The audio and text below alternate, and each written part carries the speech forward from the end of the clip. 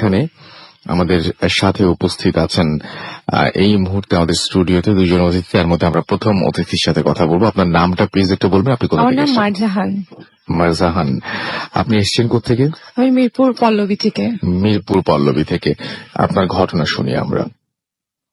Actually ঘটনাটা ঘটেছিল আমি যখন খুব ছোট, যখন আমি ক্লাস 2 এ পড়ি, রিমেম্বার। তখন হঠাৎ করে একদিন রাতে এমন হয় যে অনেকটা ঘটনাটা শুরু থেকে, যে আমাকে কেউ সকালবেলা নামাজ পড়তে ডাকতেছিল। তো আমি চিন্তা করলাম যে কে এরকম সকালবেলা নামাজ পড়তে ডাকতেছে। আমি উঠে গেলাম যে আমাকে কে ডাকতেছে, আচ্ছা ঠিক আছে পরে উঠতেছি বলে। তারপর তাকায় দেখলাম যে আসলে কেউ নেই।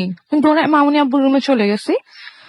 দেন যাওয়ার পরে মামুনিকে বলতেছি যে তোমরা কি আমাকে ডেকেছিলে? তখন বলতেছে যে না, আমরা তো উঠিনি। তারপর ওটা বলার পরে আমি ভাবলাম যে কে না কে করছে, ভীষণ ভিতরে ভিতরে ভয় পেয়ে গেছি। তখন থেকে আমার মধ্যে যে একটা ভয়টা ঢুকে গেল, ওটা আমি কোনোভাবেই আর কি রিডিউস করতে পারিনি। দেন ওটা তো চলে গেল সেদিন। তার কিছুদিন পরের থেকেই আবার আমার নানু আসছিল এরা মাঝখানে। তো নানু এসে বলেছিল যে তোমার বাসার সামনে আমার জানালার পাশে একটা নিম গাছ ছিল। তো বলছিল যে তোমার নিম গাছে তুমি দেখে নিও, যে তুমি সাবধানে থেকো। নিম গাছে কিছু সে তার সাথে হয়তো প্যারানর্মাল কিছু ঘটতো, যার কারণে তার মনে হয়েছিল যে ওখানে কেউ কিছু আছে। তখন ওটা নোটিস করে আমি তো মনে নিজে ভাবতাম যে আসলে কি এরকম আছে না। আমি নিজে নিজে আরো ভয় পেয়ে গেছি, যেহেতু ওই ঘটনাটা আমার ঘটে গেছে। দেন ওটার পরে বললাম যে মাউনিকে বললাম যে মাউনি এরকম এরকম নানু তো এসব বলছে। যে এখন কি মাউনি বলে যে না তো ওসব কিছু না, তুমি সব দিও না। পরের দিন এরকম মাঝখানের মধ্যে এরকম হয়েছে যে আমি রাতের মধ্যে মিষ্টি খেতাম অনেক। আমি বলতেছি যে আমি না জানো অনেক মিষ্টি খাই। বলে তুমি কিসের মিষ্টি খাও? স্বপ্নটা দেখো। আসলে কি এটা আমি প্রতিদিনই দেখতাম, আসলে প্রতিদিনই এরকম হতো যে আমি মিষ্টি খাচ্ছি। তো আমাকে এরকম এই তো কতদিন কেটে গেছে। আমি ছোট মানুষ, কেউ আমার কথায় পাত্তা টাত্তা দিত না। দেন আমাকে হঠাৎ করে মাঝখানে এরকম হয়েছে যে আমার শ্বাসকষ্ট হওয়া শুরু হয়েছে। এখন এই শ্বাসকষ্টটা হওয়ার কারণে তো আমার আব্বু চিন্তা করলো যে কোন ডাক্তার দেখায়। তো ডাক্তাররা অনেক এক্সরে করলো, অনেক কিছু করলো। বলতেছে যে না, হয়তো আপনারা হাজবেন্ড ওয়াইফ বাসায় কোনো রকমের কিছু করেন, দ্যাটস ওয়াই মনে হয় ওইটা ভয় থেকে ওর শ্বাসটা উঠে। আচ্ছা, কিন্তু এমনিতে আমার এরকম শ্বাসকষ্টের কোনো সমস্যা নেই। পরে যে এখন তো এটা শ্বাসকষ্ট কখনো থামে না। আর আরেকটা জিনিস হচ্ছে, আমি যখনই মিররে তাকাই তখনই আমার নিজের ফেসটা খুব বিকট মনে হয়। কেন আপনার কাছে আপনার ফেসটাই অস্বাভাবিক? হ্যাঁ, আমার কাছে এটা দেখে আমি খুব চিৎকার করি, আর আমার শ্বাসটা আরো পরিমাণ বেড়ে যায়।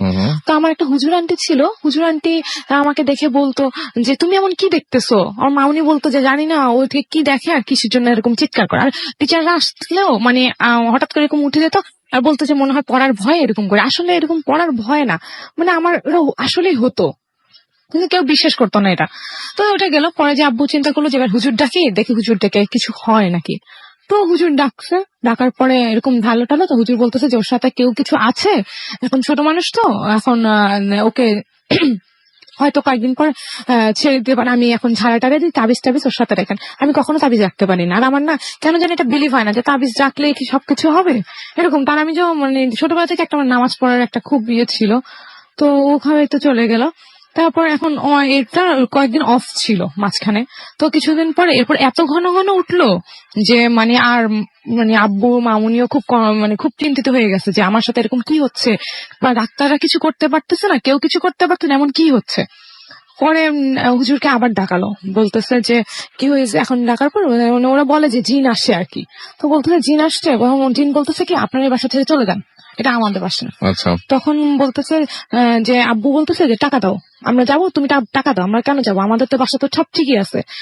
অ্যাকচুয়ালি এটা হয়েছিল আমরা ওই বাসাতে কিনতাম, এমন একটা ইয়ে হয়েছিল। তো পরে যে এটা বলার পর এখন আব্বুর তো খুব ভয় ঢুকে গেছে, যেখানে আমার বাচ্চারা ভালো থাকবে না সেখানে আমি এটা কিনে কি করবো।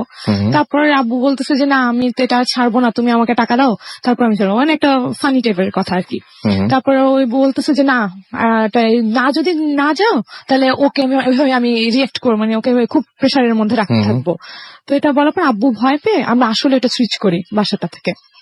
তো সুইচ করার পরে আমি ভাবলাম যে আব্বু, সবাই ভাবলো যে এবার যা চলে গেছে। ওইটাকে আর কি আমাদের বাসায় এভাবে বলে যে বলা বলে। তো বলছে বলা চলে গেছে, আর আসবে না, আর তুমি এখন রিল্যাক্সে থাকো মাউনি, তোমার আর কোনো প্রবলেম হবে না। যখন এ বাসায় আসছি আমি ভাবলাম যে আসলে ঠিক হবে। তো অনেক 1-2 বছর কেটে গেছে, আমার কোনো প্রবলেম হয়নি। এরকম হঠাৎ করে একদিন আমরা শুনতে পাই কি আমার বাসায় কেউ কান্না করতেছে। আচ্ছা, এখন কান্না করতেছে, আমার মেয়েকে আমি ভাবতাম যে আমার সাথে আমার মেয়েট ঘুমায়, তাহলে ও মনে হয় কান্না করতেছে। তারপর আমি দেখতে ও ভাবতেছে আমি কান্না করতেছি, এরকম দেখে প্রায় 1 সপ্তাহ টানা কান্না করতেছে, কান্নার শব্দ। এখন আমি ভাবতেছি কি ও মনে হয় বাবা মা ছেড়ে আসছে, হয়তো এই জন্য কান্না করছে। আমি ওকে বলতেছি কি যে তো এই তুমি কি কান্না করতেছো, তুমি কেন কান্না করতেছো? ও বলতেছে কি আরে না আপু, ও সঙ্গে সঙ্গে উঠে বলে কি আপু আপনি মনে হয় কান্না করেন, আমি প্রতিদিনই কান্না। আমিও তো শুনি কান্নাটা কোত্থেকে আসে। তো আমরা দরজা খুলে দেখি কি কেউ নেই। আমরা তো তখন মানে আরো ভয়, আর আমার সাথে তো আগে এরকম ঘটনাগুলো ঘটছে।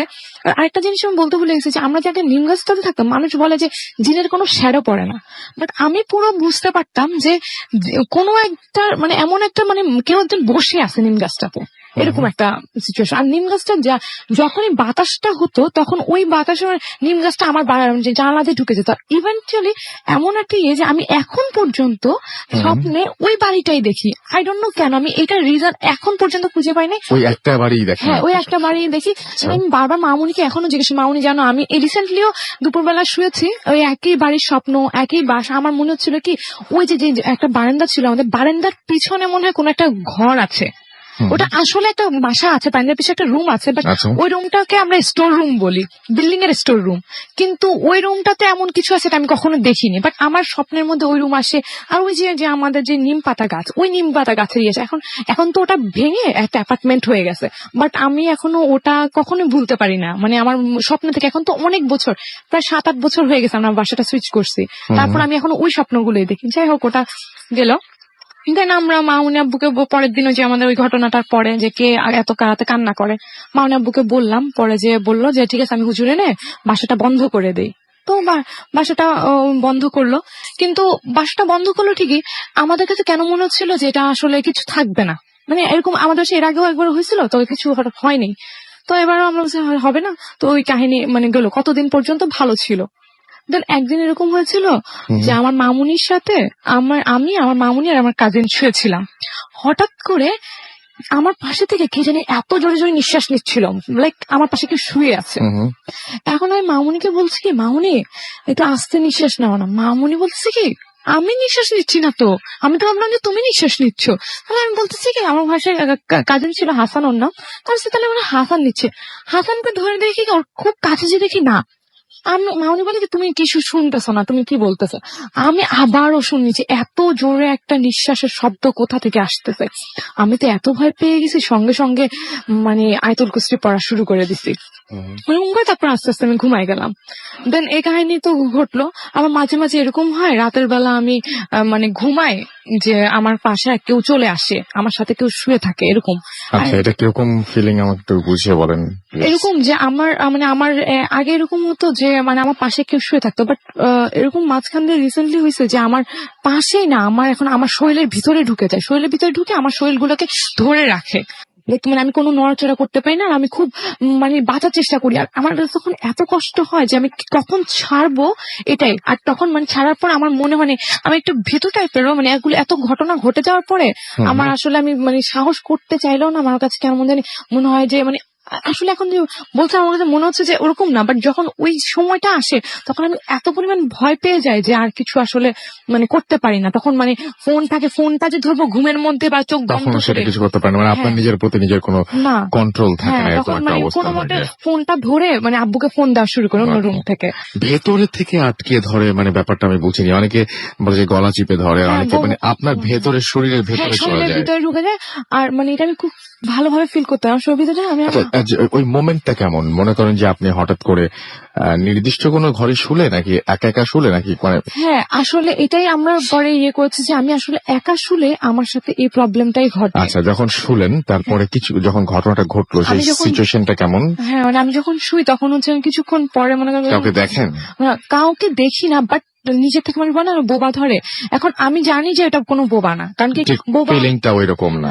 হ্যাঁ বোবা ধরে মানে বোবাও তো একরকম ধরে যে জিন টাইপের বা এরকম বা সাইন্টিফিক্যালি কি আছে ওই আছে। দুই রকম ব্যাখ্যায় আছে, হ্যাঁ, সেটা তো ঠিক আছে। এখন আমি জানি যে এটা ওইটাই যেটা আমাকে আগেও বিরক্ত করতো, এটা সেই হবে। তো আমার নানুর কাছে আমি বলেছি, আমার নানুর আবার মাদ্রাসা আছে, আমার নানু ভালো মাওলানা টাইপ, তো আমি আমার নানুকে বলেছিলাম যে নানু এরকম হয়, তো বলতেছে যে এখন পরে উনি বলছে কি আগে তোমার সাথে যে থাকতো সে আগে দূর থেকে তোমার সাথে একটা ইয়ে করতো, এখন তুমি বড় হয়ে গেছো এই জন্য তোমার কাছে চলে আসে। ওকে, সো ভেতর থেকে এসে আপনার কি ক্ষতি করে? দম আটকে হ্যাঁ ফেলে? দম আটকিয়ে ফেলে। এখন আর এই দম আটকাই ফেলে এইটাই করে। আর আপনি বুঝতে পারেন যে আপনার ভেতরে হ্যাঁ, আরেকজন আছে? খুব ভালোভাবে আমি বুঝতে পারি খুব যে ভালোভাবে বুঝতে পারেন। Thank you very much. আপনি পজেসড, এটা আপনি বলছেন, এবং আপনি এখন আমার সামনে বসে আছেন এবং আপনাকে এখন নর্মাল লাগছে যদিও, বাট আপনি সবসময় নর্মাল থাকতে পারেন না। আমরা দেখতে পাচ্ছি অনেকেই আমাদের SMS করেছেন, এবং আমাদেরকে দেখতে পাচ্ছি মৃদুল কুষ্টিয়া থেকে SMS করেছেন, আমাদেরকে MD ইমরান SMS করেছেন যশোর থেকে, এছাড়াও PK ইমাম আমাদের SMS করেছেন আশিক দিনাজপুর থেকে, এছাড়াও ফারদিন হানিফ নরসিং থেকে আমাদের SMS করেছেন, মাসুদ রানা আমাদের SMS করেছেন আমাদেরকে দেখতে পাচ্ছি ইমন, এছাড়াও আফরিন আমাদের SMS করেছেন আমাদেরকে জ্যাকলিন, এবং এছাড়াও আমাদের SMS করেছেন দেখতে পাচ্ছি মাহমুদ সহ আরো অনেকে। আমাদের অনেকের কাছে এই প্রথম স্টোরিটা ভালো লেগেছে, কারো কারো কাছে হয়তো ভালো লাগেনি। আমরা এখন যেটা করব সেটা হচ্ছে আরেকটা ঘটনা পড়বো, এটাও অনেকের কাছে ভালো লাগবে, অনেকের কাছে হয়তো ভালো লাগবে না। তো যেভাবে লিখেছেন সেভাবে বলি যে রাসেল ভাই সরাসরি এসে গল্প বলতে পারছি না, তাই লিখে পাঠালাম আমার জীবনের ধ্রুব সত্য। হয়তো ভয়ের হবে না, কিন্তু আমার কাছে অনেক কষ্টের সাথে সেটা শেয়ার এবং সেটা শেয়ার করবেন সেটাই বলেছেন। রাসেল ভাই, আমি আপনাদের সবাইকে প্রীতি ও শুভেচ্ছা জানিয়ে শুরু করছি আমার জীবনের ধ্রুব সত্য ঘটনা। আমার বয়স তখন মাত্র 20 বছর। শুরুতে একটু বলে রাখি, আমি বেশ ডান পিটে স্বভাবের ছেলে। মাঝে মাঝে মন বেশ খারাপ থাকে, কিন্তু যখন মন ভালো থাকে আমি আমার পছন্দের জায়গাগুলোতে যাই। তেমনই একটি জায়গা, বিশেষ পছন্দের জায়গা হচ্ছে কুষ্টিয়া সদর হাসপাতালের পুকুর পাড়। আজ আমার মনটা বেশ ভালো, বিশেষ একটা কারণ আছে। আজ আমি একটা ডিজাইনে বেশ কিছু টাকা আর্ন করেছি, এবং এটা একটা অনলাইন বিজনেস আর কি। আজ মার্চের 23 তারিখ, আর একদিন পর আমার জন্মদিন। 13,600 টাকা যথারীতি আমি কুষ্টিয়া সদর হাসপাতালের মোড়ে দোকান থেকে 5টা টাকা দিয়ে একটা মাঝারি সাইজের পাউরুটি কিনলাম, এবং আমার বন্ধুদের জন্য সেটা, আর আমার জন্য একটি সিগারেট কিনে আমি কাছে গ্যাস লাইট ছিল, আমি মোড় থেকে সরাসরি পুকুর পাড়ে চলে আসলাম, এবং আমি আমার বন্ধুদের পাউরুটি ছিঁড়ে ছোট ছোট করে টুকরো দিতে লাগলাম। আমি আমার ভালো সময়গুলোতে এখানে এই পুকুরে মাছদের সাথে সময় কাটাই।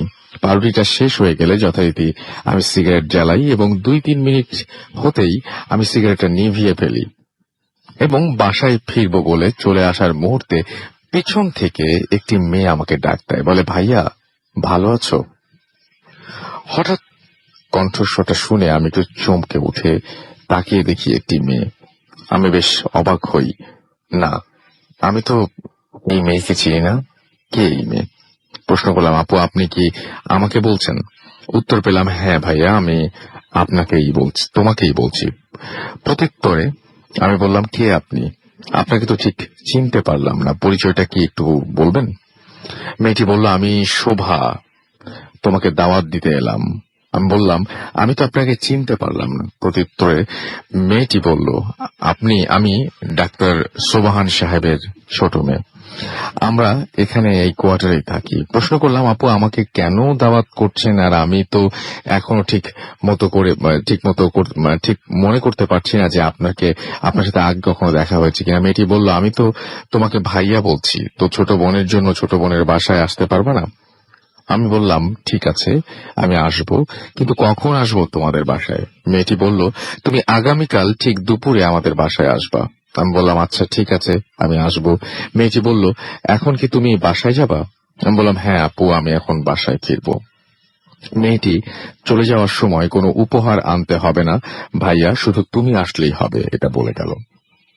আমি কিছুক্ষণ অবাক দৃষ্টিতে মেয়েটির চলে যাওয়াটা দেখলাম এবং এরপর আমি বাসায় ফিরে শুধুই ভাবতে লাগলাম, কেন একটি মেয়ে আমাকে এভাবে দাওয়াত দেবে।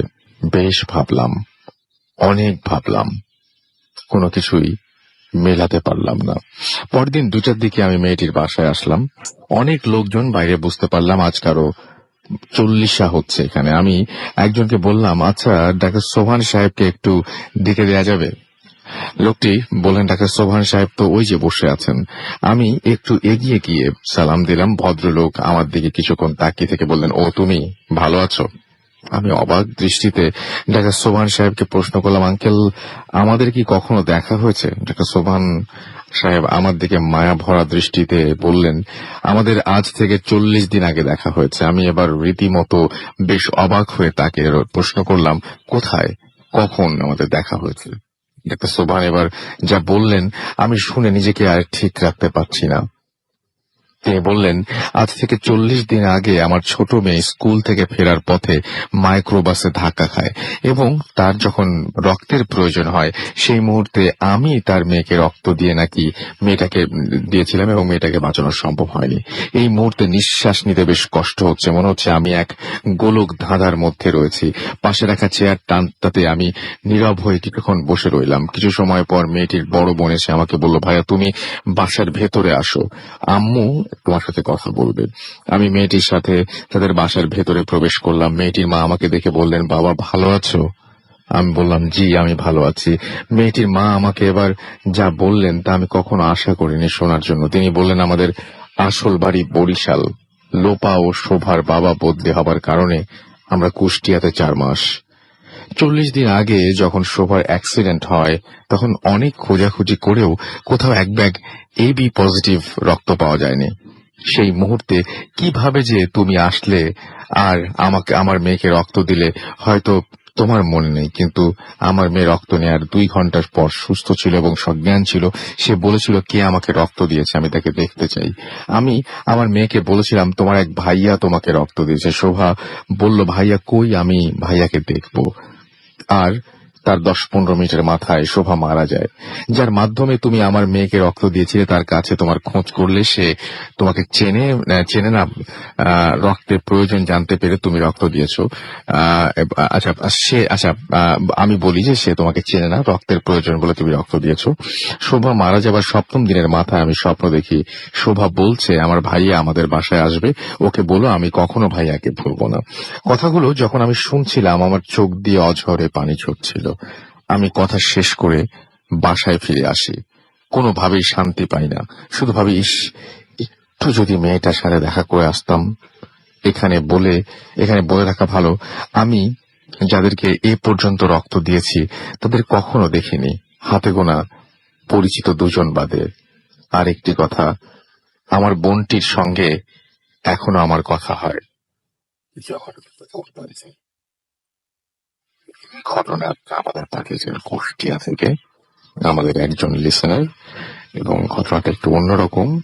নামটা হচ্ছে SK নাইম সরওয়ার, কুষ্টিয়ায় থাকেন তিনি। এরপরে তিনি তার ফোন নাম্বার দিয়েছেন। আশা করছি আপনাদের ভালো লেগেছে এবং গল্পটা নিয়ে একটু ভাবতে থাকুন।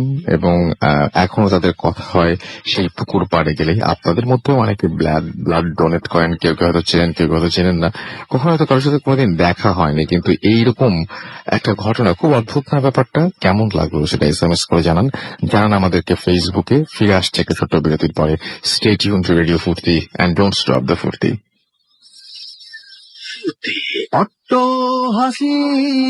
এবার কোনো কথাই আর হারিয়ে যাবে না। আপনার গ্রামীণ ফোন সংযোগে 29 টাকা রিচার্জ করে দিনরাত 24 ঘন্টা যে কোনো লোকাল নাম্বারে কথা বলুন, পয়সা প্রতি সেকেন্ড। সাথে থাকবে 29 MB ইন্টারনেট ফ্রি। বিস্তারিত জানতে www.graminphone.com। চলে বহুদূর গ্রামীণ ফোন। এবার কোনো কথাই আর হারিয়ে যাবে না। আপনার গ্রামীণ ফোন সংযোগে 29 টাকা রিচার্জ করে দিনরাত 24 ঘন্টা যে কোনো লোকাল নাম্বারে কথা বলুন, পয়সা প্রতি সেকেন্ড। সাথে থাকছে 29 MB ইন্টারনেট ফ্রি। বিস্তারিত জানতে www.graminphone.com। চলো বহুদূর গ্রামীণ ফোন। জীবাণুরা ছড়ায় হাত থেকে, তাই এদের ধ্বংস করতে ব্যবহার করো সাবন হ্যান্ড ওয়াশ। এখন 2টি সাবন হ্যান্ড ওয়াশ 200 ml এর সাথে একটি টিপির বক্স ফ্রি। এবার কোনো কথাই আর হারিয়ে যাবে না। আপনার গ্রামীণ ফোন সংযোগে 29 টাকা রিচার্জ করে দিনরাত 24 ঘন্টা যে কোনো লোকাল নাম্বারে কথা বলুন, পয়সা প্রতি সেকেন্ড। সাথে থাকছে 29 MB ইন্টারনেট ফ্রি। বিস্তারিত জানতে www.graminphone.com। জনবহুল গ্রামীণ ফোন। এবার কোনো কথাই আর হারিয়ে যাবে না। আপনার গ্রামীণ ফোন সংযোগে 29 টাকা রিচার্জ করে দিনরাত 24 ঘন্টা যে কোনো লোকাল নাম্বারে কথা বলুন, পয়সা প্রতি সেকেন্ড। সাথে থাকছে 29 MB ইন্টারনেট ফ্রি। বিস্তারিত জানতে www.graminphone.com। জনবহুল। 33 বছর কাটলো, কেউ কথা রাখেনি। বাজেট বলেছিল মাসে 10,000 টাকা ইনভেস্ট করলেই 5 বছরে অ্যাপার্টমেন্ট। 12টি বছর কাটলো, একটা ইটও পেলাম না। বন্ধু বলেছিল বিদেশ থেকে ল্যাপটপ আনবো তোর জন্য। 7 বছরে কত এলো গেল, ল্যাপটপ আর এলো না। যারা কথা রাখেনি তাদের ভুলে যান। রয়্যাল টাইগার খান বোতলের ক্যাপ খুলে জিতে নিন কক্সবাজারের studio apartment. Laptop, Android phone, iPhone, motorcycle, bicycle সহ নিশ্চিত সব উপহার। চুমুক দিন আর পাঙ্কা হয়ে যা। Royal tiger resources. এবার কোনো কথাই আর হারিয়ে যাবে না। আপনার গ্রামীণ ফোন সংযোগে 29 টাকা রিচার্জ করে দিনরাত 24 ঘন্টা যে কোনো লোকাল নাম্বারে কথা বলুন, পয়সা প্রতি সেকেন্ড। সাথে থাকছে 29 MB ইন্টারনেট ফ্রি। বিস্তারিত জানতে www.graminphone.com। জনবহুল গ্রামীণ ফোন। এবার কোনো কথাই আর হারিয়ে যাবে না। আপনার গ্রামীণ ফোন সংযোগে 29 টাকা রিচার্জ করে দিনরাত 24 ঘন্টা যে কোনো লোকাল নাম্বারে কথা বলুন, পয়সা প্রতি সেকেন্ড। সাথে থাকছে 29 MB ইন্টারনেট ফ্রি। বিস্তারিত জানতে www.graminphone.com। জনবহুল গ্রামীণ phone. Radio 40, 88.0 FM. Mood FM. The night comes alive with Gramin.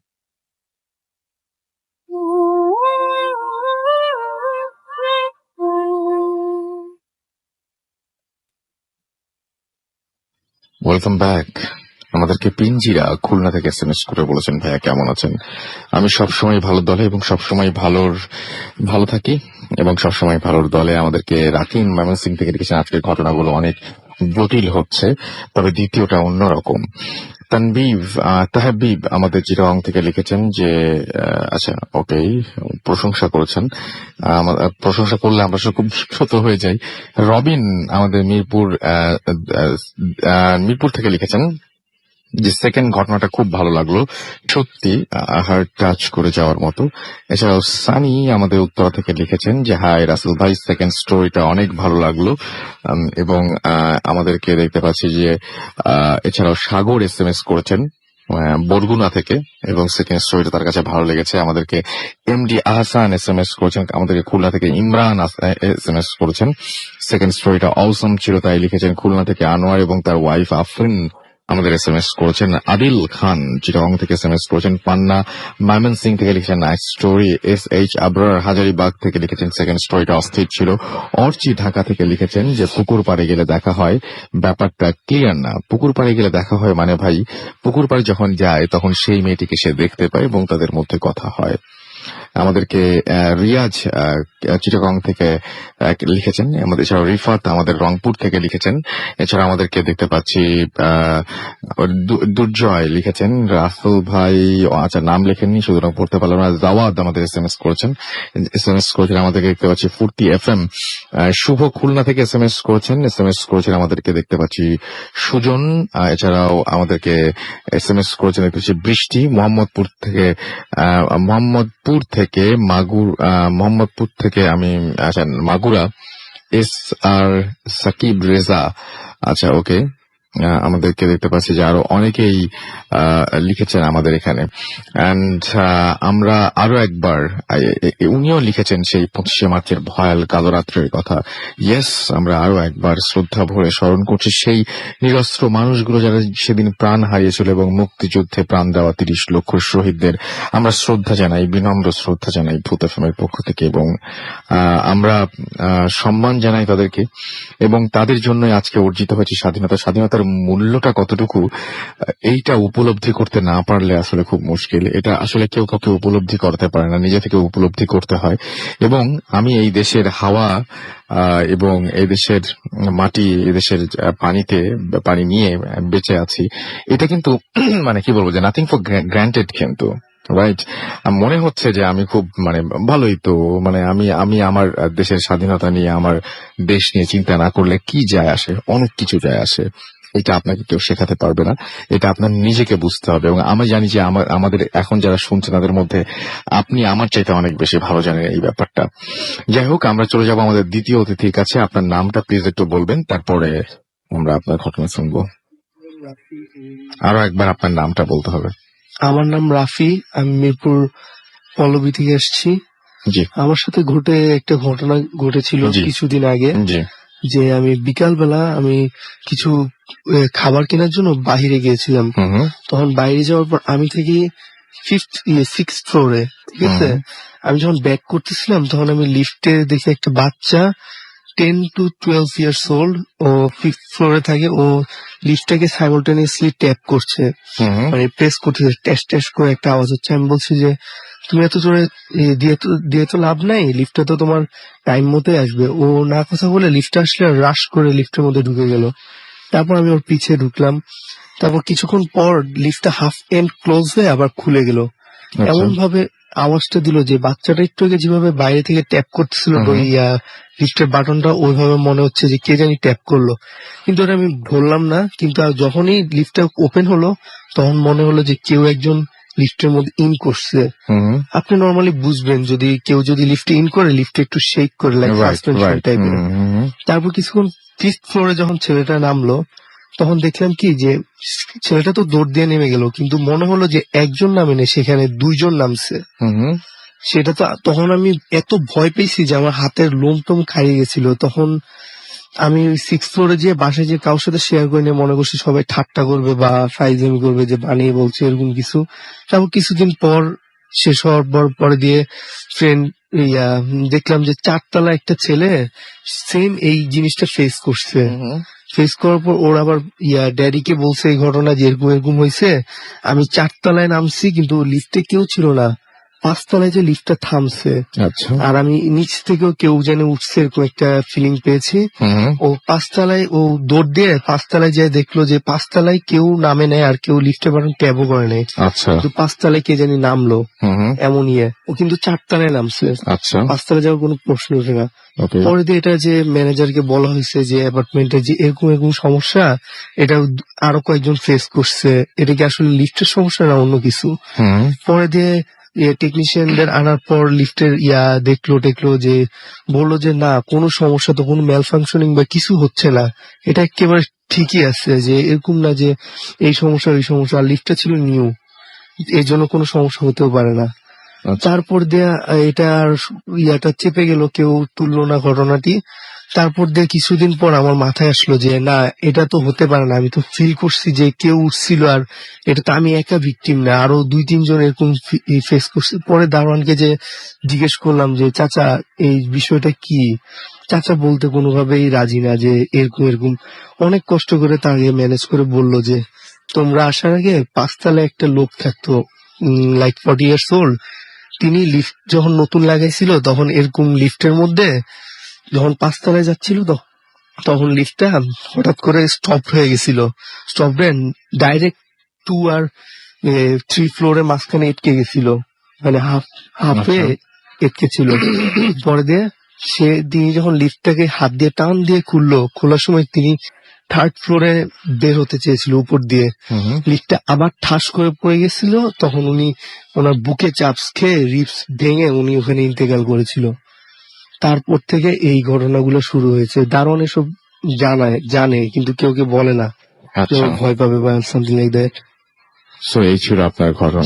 Thank you very much. আমরা আমাদের পরবর্তী ঘটনায় চলে যাব, আপনার কাছে আরো একবার ফিরে আসবো। আপনি আরো একটা ঘটনা বলতে যাচ্ছিলেন, সেই ঘটনাটা আমরা একটু শুনে নিই। জি বলুন।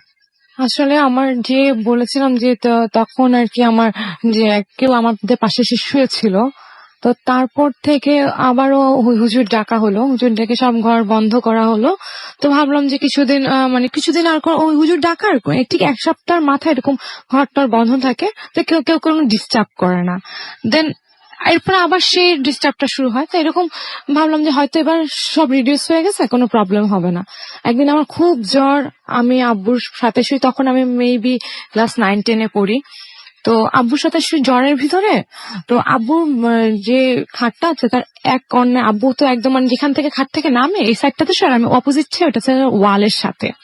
তো আমি এটা কয়েকবার মানে বুঝতে পারলাম যে আমি ওই সাইডে শুলে কোনো রকম একটা প্রবলেম হয়, কেউ আমার সাথে শুয়ে থাকে আচ্ছা। মানে ওই সাইডটাতে শুলে। তো ওইটা সেদিনই একদম বেশি হলো যে ওইটা মানে আমি একদম ধরতে পারলাম যে কেউ আমার সাথে যে শুয়ে, এটা আমার বোঝাই গেল। তো হঠাৎ করে কেউ যেন আমার বালিশটা সুসুর করে টেনে নিতেছে। আমি তো জ্বরের মধ্যে এমনিতে খুব খারাপ লাগতেছে, এখন হঠাৎ জ্বরের মধ্যে তো ঘুমটা ওরকম আসে না, বাট চোখটা বন্ধ হয়ে যায়। তখন বুঝতে পারলাম যে না, আসলে আমার আমার প্রতিদিনের যে ধারণাটা ছিল ওটা ভুল ছিল না, ওটা আসলে মানে কেউই থাকে। দেন পরবর্তীতে আপনি যখন বলেন, অসুবিধা নেই। যখন আমার আব্বুকে বললাম যে আব্বু তুমি কি আমার বালিশ টানতেছো, আব্বু বলে যে না, খুব এগুলো বলতেছে যে না আমি তো কোনো বালিশ টালিশ টানতেছি না। দেন বলতেছে যে আসো তোমাকে আমি ফু দিয়ে দিই, তাহলে আর কিছু হবে না। তো মিনিটের মধ্যে আমার শ্বাসটা অনেক বেড়ে গেল, যে এমন কি হইলো, আমি এত পরিমাণ ভয় পেয়ে গেছি যে আমি আর নিজেকে আর কন্ট্রোল করতে পারি নাই। না আমার এরকম হয় যখনই আমি এরকম কোনো আমার সাথে ইনসিডেন্ট ঘটে আর আমার শ্বাস বেড়ে যায়, তো আমি আগে থেকে রিয়েলাইজ করি যে ওটা নিশ্চয়ই আমার বুকের উপরে এসে বসে আর আমাকে ধরে ফেলে, দ্যাটস আমি মানে আর শ্বাস নিতে পারি না। সেম ঘটনা ওই দিনে হয়েছে, আমার পাশে আসছিল, আমার ভিতরে ঢুকে গেছিল, আমি আর শ্বাস নিতে পারিনি। পরে আব্বু আমাকে আয়াতুল কুরসি ফুট দিয়ে দিল। দেন আলহামদুলিল্লাহ সেদিন রাতটা তো আমার ভালো মতন কেটে গেছে। তো ওই দিনের পর থেকে মানে আমাকে আর একা টাকা শুইতে দেওয়া হয় না, আমি আর কি শুই না, আমি খুব ভয় পাই এখন পর্যন্ত। তো মামুনিকে নিয়েই আমি আর কি অ্যাকচুয়ালি শুই, আর যখনই একা শোয়ার চেষ্টা করি তখনই এরকম কোনো না কোনো কিছু আমার সাথে ঘটেই যায়। হ্যাঁ, ওকে, সো এই ছিল আপনার ঘটনা। আচ্ছা, ঠিক আছে। সো আমরা পরপর দুটো ঘটনা শুনলাম আপনার। আমাদের ইন্টারনেট একটু প্রবলেম হচ্ছে, একটা ব্রেক নিয়ে আসি এবং ব্রেকের পরে আবারও ফিরে আসছি। সেই পর্যন্ত আপনাদের সঙ্গেই থাকুন। তার আগে জানিয়ে যাই যে আগামী সপ্তাহে আমাদের ইচ্ছা আছে যে আচ্ছা আমরা কিছু টেক্সট পড়তে পারবো অবশ্য। আমাদের ইচ্ছা আছে যে আমরা গাজীপুর থেকে ভূত এফএম করবো। সুতরাং ঢাকা এবং গাজীপুরে যারা রয়েছেন তারা আমাদের প্রচুর প্রচুর ঘটনা পাঠান, সমস্ত বাংলাদেশ থেকেই পাঠাতে পারেন। এবং আমরা যে একটা আমাদের আগামী এপিসোডটা আমরা অনেক বেশি স্পেশাল করতে চাই। আমি দেখতে পাচ্ছি যে মালিহা গাজীপুর থেকে আমাদের SMS করছে। ও মাই গড, আমরা গাজীপুরের কথা বলছি, আপনি গাজীপুর থেকে লিখেছেন যে সেকেন্ড স্টোরিটা অসম ছিল। আমাদেরকে দেখতে পাচ্ছি যে রাস্ত্রী লিখেছেন অনেকদিন পর লাইভ ভূত এফএম শুনছেন তিনি। ওয়েলকাম ব্যাক, লাইভ শুনতে হবে, কারণ লাইভ শোনাতে যে মজা আছে অন্য কোনো কিছুতে এত বেশি মজা নেই। জয়ী আমাদের SMS করেছেন আমাদেরকে, মিশরি সহ আরো অনেকে। এবং এছাড়াও দেখতে পাচ্ছি যে আমাদের এখানে SMS করেছেন আরো অনেকে। এবং আমি বললাম যে ইন্টারনেট প্রবলেম ব্রেক নিয়ে আসি, বরং ব্রেকের পরে আবারও ফিরে আসি। সেই পর্যন্ত আমাদের সঙ্গে থাকুন। স্টে টিউন টু রেডিও ফুর্তি এন্ড ডোন্ট স্টপ দ্য ফুর্তি।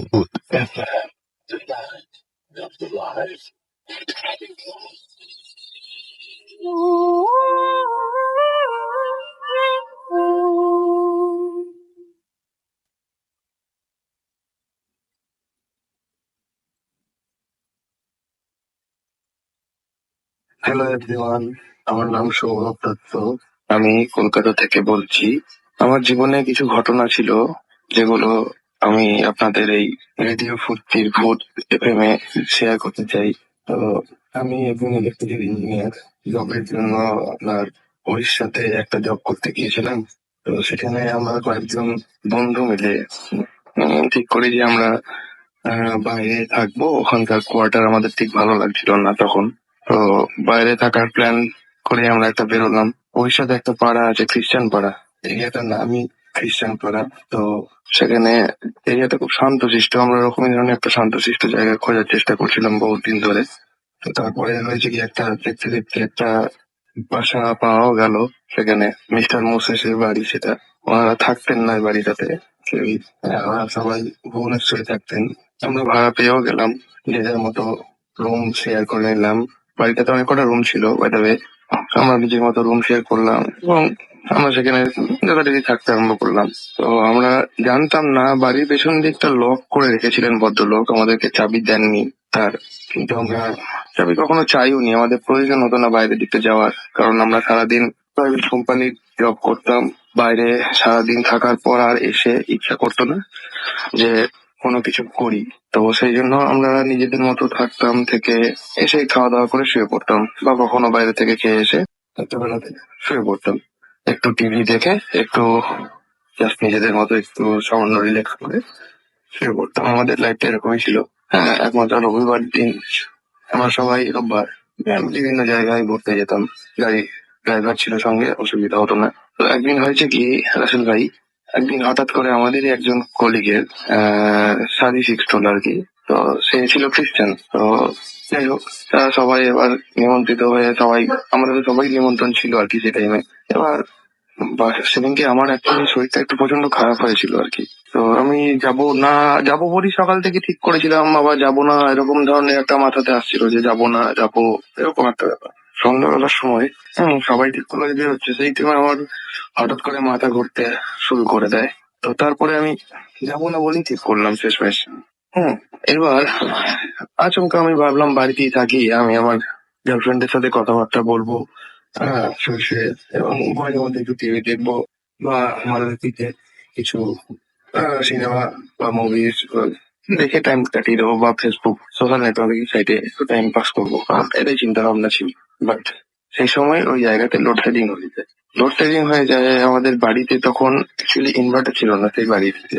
হ্যাঁ, ইনভার্টার ছিল না, তো আমরা জাস্ট ক্যান্ডেল লাগিয়েই কাজ চালিয়ে নিতাম। তো যথারীতি ক্যান্ডেল জ্বালানো হলো। হ্যাঁ, সেদিনকে রাত্রেবেলাতে আমাদের যে কুক ছিলেন, মিস্টার গৌতম মিশ্রা, তো সেও সেই মুহূর্তে সে কলিগের শাদিতে চলে যায়। সেখানে আমাদের রাতের খানা পিনা সবকিছু নিজেকেই বানিয়ে নিতে হবে, এরকম ভাবে আমরা ঠিক করেছিলাম যে আমি বানিয়ে নেবো, আমি কোনো ক্রমে নুডলস বানিয়ে নেবো, এটাই আমি ঠিক করেছিলাম।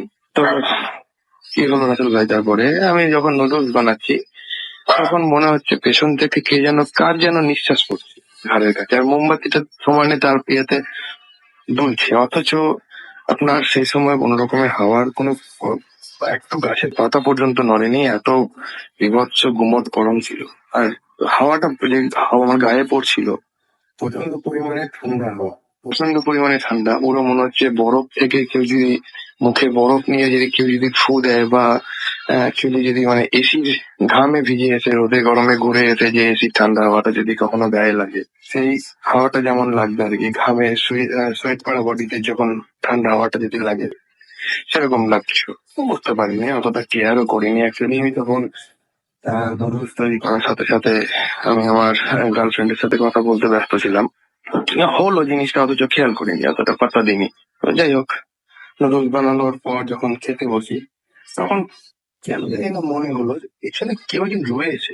ঘুরে তাকিয়ে দেখি একটা কালো বেড়াল, অথচ ওই ঘরেতে বেড়াল ঢোকার কোনো রকমের কোনো জায়গাই নেই, কোনো জায়গায় নেই বেড়াল ঢোকার। আমি বেড়াল দেখছি, বিড়াল কি করে ঢুকলো আমি চিন্তা করছি, আমি চতুর্দিক দেখা দেখি করছি, তখনও কিন্তু রাসেল ভাই ওখানে লোডশেডিং চলছে।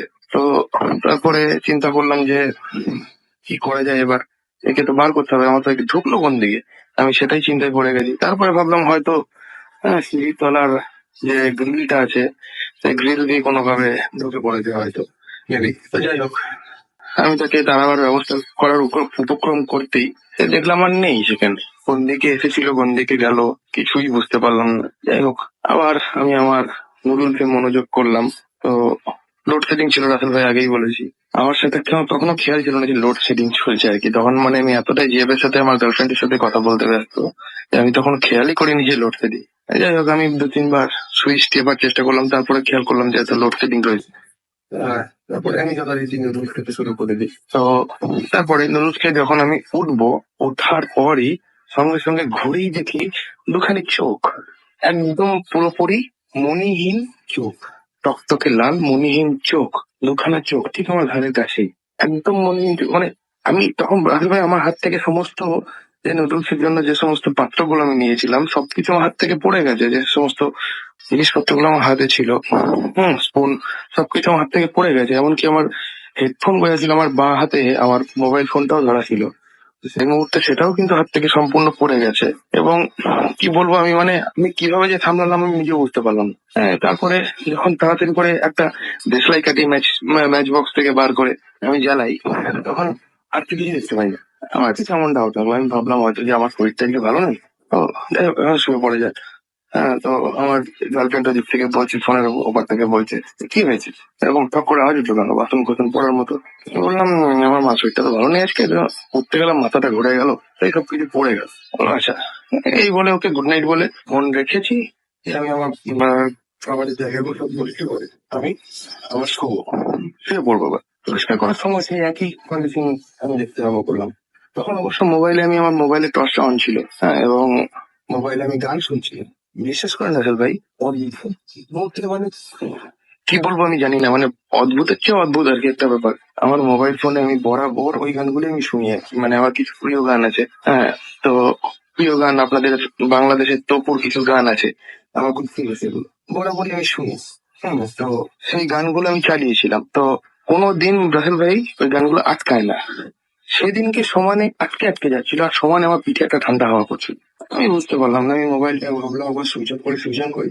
সুইচ অফ যেই করেছি, সুইচ অফের সঙ্গে সঙ্গে মোমবাতিটাও নিভে গেছে। কি করে আমি জানি না রাসেল ভাই। তো তারপরে আমি মোবাইল সুইচ অন করার চেষ্টা করছি, কোনোভাবেই সুইচ অন করতে পারি না। এদিকে ম্যাচ বক্স আমি কোথায় রেখেছি তাও আমি খেয়াল করতে পারছি না, যে ডাইনিং টেবিলে রেখেছি না কিচেনেই আছে। আমি জাস্ট কিছুই বুঝতে পারছি না, মাথা থেকে কিছুই আসছে না।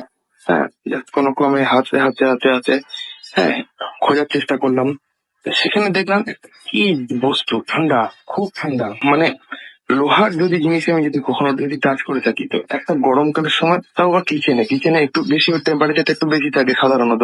তো অত ঠান্ডা কোনো লোহার জিনিস বা কোনো মেটালিক জিনিস অত ঠান্ডা হওয়ার কথা না। কি একটা ঠান্ডা জিনিস আমার হাতে দেখলাম, আমি হাতটা সরিয়ে নিলাম। হ্যাঁ, তা করতে করতে আমার সেকেন্ড একটা মোবাইলে রিং বেজে উঠেছে। আমার বাড়ি থেকে সেই মুহূর্তে ফোন করেছিল। হ্যাঁ, বাড়ি থেকে ফোন করেছিল, দেখাচ্ছে আমার বাবা ফোন করেছে। আমি যখন রিসিভ করছি, তখন অন্য একটা ভাষাতে কথা, যে ভাষাটা আমি বুঝতে পারিনি রাসেল ভাই, ভাষাতে কথা। তো আমি আমার ফোনেতে অটোমেটিক কল রেকর্ড যে অপশনটা ছিল, সেই অপশনটা এখনো আছে আর কি। তো রেকর্ডটা আমি পরবর্তীকালে একজনকে শোনাই, হ্যাঁ, যে এর মিনিংটা কি। তো বলেছে যে এই বাড়ি থেকে এই মুহূর্তে ছেড়ে চলে যা। এই বাড়িতে কারোর উপস্থিতি আমি পছন্দ করছি না, এরকম একটা মহিলা কণ্ঠে ভয়েছে। তো আমি তখনও বুঝতে পারিনি যে কি ব্যাপার। তো সেদিনকে রাত্রেবেলাতে, মানে সরি, মানে এর আগে আরো কিছু ঘটনা আছে, এই ঘটনাটা তারপরে কিছুক্ষণ পরে হঠাৎ করে একটা সাদা একটা বস্তু রান্নাঘরের জানলার পাশ দিয়ে হুসুস হুসুস করে সরে গেল। অথচ ওই এরিয়াতে কোনো চোর নেই, কোনো ডাকাত নেই, জীবনে কোনোদিন চুরি হয় না, চুরি করার মতো কিছু থাকেও না রাসেল ভাই আমাদের মেসেতে। ওরকম গন্ডগোল হলো। যাই হোক, তারপরে কিছুক্ষণ পর সবাই ফিরে এলো। তারপরে আমি আমার অভিজ্ঞতার কথা কাউকে জানাইনি, তাহলে হয়তো একটু হাস্যকর পরিবেশের মধ্যে পড়ে যেতে হতো আমাকে আর কি। তো পরে হয়েছে কি, আমি পরের দিন সকালবেলায় ওই যে রেকর্ডিংটা হয়ে গেছিল বললাম, ওটা আমি নিজে শুনেছি। শুনে আমারই একজন কন্ট্রাক্টর ছিল, আমার আন্ডারে যিনি জব করতেন, সেই কন্ট্রাক্টরকে আমি শোনাই। সে বললো যে এই বক্তব্য হচ্ছে এই মুহূর্তে বাড়ি থেকে ছেড়ে চলে যায়, বাড়ি ছেড়ে চলে যায়। ওটা ওদের স্থানীয় ভাষার কথা আর কি। সেটা তো আমি ঠিক ভাষা তখন জানতাম না, আমাদের ওখানে বেসিক্যালি হিন্দি ভাষা চলতো। তো জানতাম না তখন, আমি মানে বুঝতে পারিনি কি। আর ভাষার মানে গলার ভয়েস তো তখন এমন বিচ্ছিরি আওয়াজ, সেটা মানে লোকাল লোক ছাড়া উদ্ধার করা সম্ভব না, কারণ ওরাই বুঝতে পারবে যে কি ভাষাটা ঠিক অ্যাকচুয়ালি বলতে চাইছেন আর কি। মানে আমাদের পক্ষে সেটা সম্ভব না আর কি বোঝা আর কি। মানে তখন নতুন, তখন আমি নিশ্চয়ই বুঝতে পারিনি। যাই হোক, তারপরে আবার একটা দিন এলো, সেখানে আমরা টোটাল 4 জন কলিগ ওখানে থাকতাম। তো তাদের একজনের বিয়ে ঠিক হয়ে গেল, শাদী ঠিক হয়ে গেল। তো সে বাড়ি গেছে শাদী করতে আপনার। তো আমরা আর 3 জন রয়েছি। তো আমার রুমটা শেয়ার করতেছে, আমি তার সাথে রুম শেয়ার করতাম, আমরা দুজনে থাকতাম একটা রুমে। তো আমি একা হয়ে যাই যথারীতি। হ্যাঁ, তো আমি শুয়ে আছি একদিন রাত্রেবেলাতে, অনেক রাত তখন, প্রায় 1:30 পর। আমি 1:30 পর্যন্ত আমি আমার গার্লফ্রেন্ডের সাথে কথা বলেছি। 1:30 পর ফোন রেখে আমি যখন শুতে যাব, ঠিক তখন একটা কি পড়ে যাওয়ার আওয়াজ উঠলো। তাকিয়ে দেখি আমার খাটের পাশে একটা ছোট টেবিল থাকতো, সেই টেবিলে ল্যাপটপ আর জলের বোতল থাকতো একটা। তো দেখলাম টেবিলটাই উল্টে পড়ে গেছে, বেশ জোরে আওয়াজ, ল্যাপটপ ফ্যাপটপ সব পড়ে গেছে, জলের বোতল পড়ে গেছে। আমি কি করে বললো, দেখলাম তো টেবিলটা তো উল্টে যাওয়ার কথা না। নিয়ে তারপরে আমি আবার একটু চিন্তিত হয়ে আবার লাইট জ্বালিয়ে তুলে রাখলাম সবকিছু। সকালবেলা উঠে দেখি, আমি আর কিছু আওয়াজ পাইনি। সকালবেলা উঠে দেখি সেই টেবিলে আবার পড়ে গেছে, পড়ে রয়েছে যেমনকার। আমার ল্যাপটপের স্ক্রিন ব্রেক করে গেছে। আমি বুঝতে পারিনি কি হলো, কি আমারই সমস্যা নাকি কি হচ্ছে, কি করে পড়বে। আমার কাছ থেকে টেবিলটা কম করে 1 হাত দূরে। আমাকে জল খেতে গেলে সেটাকে নেমে তারপরে তার কাছে যেতে হবে। আমি অন্ধকারে থেকে একবারই মানে আওয়াজ পেয়ে নেমেছি, তারপরে আর নামিনি। আমি তুলে রেখেছি, তারপরে নামিনি, কি করে পড়লো। এরকম করে ওই আমার ওই রুমটার মধ্যে উৎপাত শুরু হয়। প্রথম কয়েকদিন বুঝতে পারিনি, তো কি হয় তারপরের দিন একটু আবার চিন্তিত হয়ে ঘরে ঢুকলাম, বলতে পারছিলাম না কাউকে যে কি পরিস্থিতি আমার। পরের দিন একটু চিন্তিত হয়ে ঘর ঢুকলাম, বেশ বেশ রাত পর্যন্ত আমি ছাদেই কাটালাম, বাড়ির ছাদে। টেরেসে। তো ছাদেতে কোনো প্রবলেম আমি কিছু বুঝতে পারি। তো আপনার কি বলে, রুমে ঢোকার সঙ্গে সঙ্গে দেখলাম রুমটা একটা কেমন, একটা কিরকম মানে অনেক দিনের বন্ধ ঘর থাকলে যেরকম গন্ধ হয় সেরকম গন্ধ। অথচ আমার রুম খোলা, দরজা খোলা, জানলা খোলা, সবকিছু খোলা আছে। অনেক দিনের বিচ্ছিরি একটা পচা, মানে পচা ঠিক না, আরে ভ্যাপসা গন্ধ, ধুলোর গন্ধ। ঢুকলাম, ঢুকে জল খেতে গেলাম, জলটা দেখলাম নোনতা।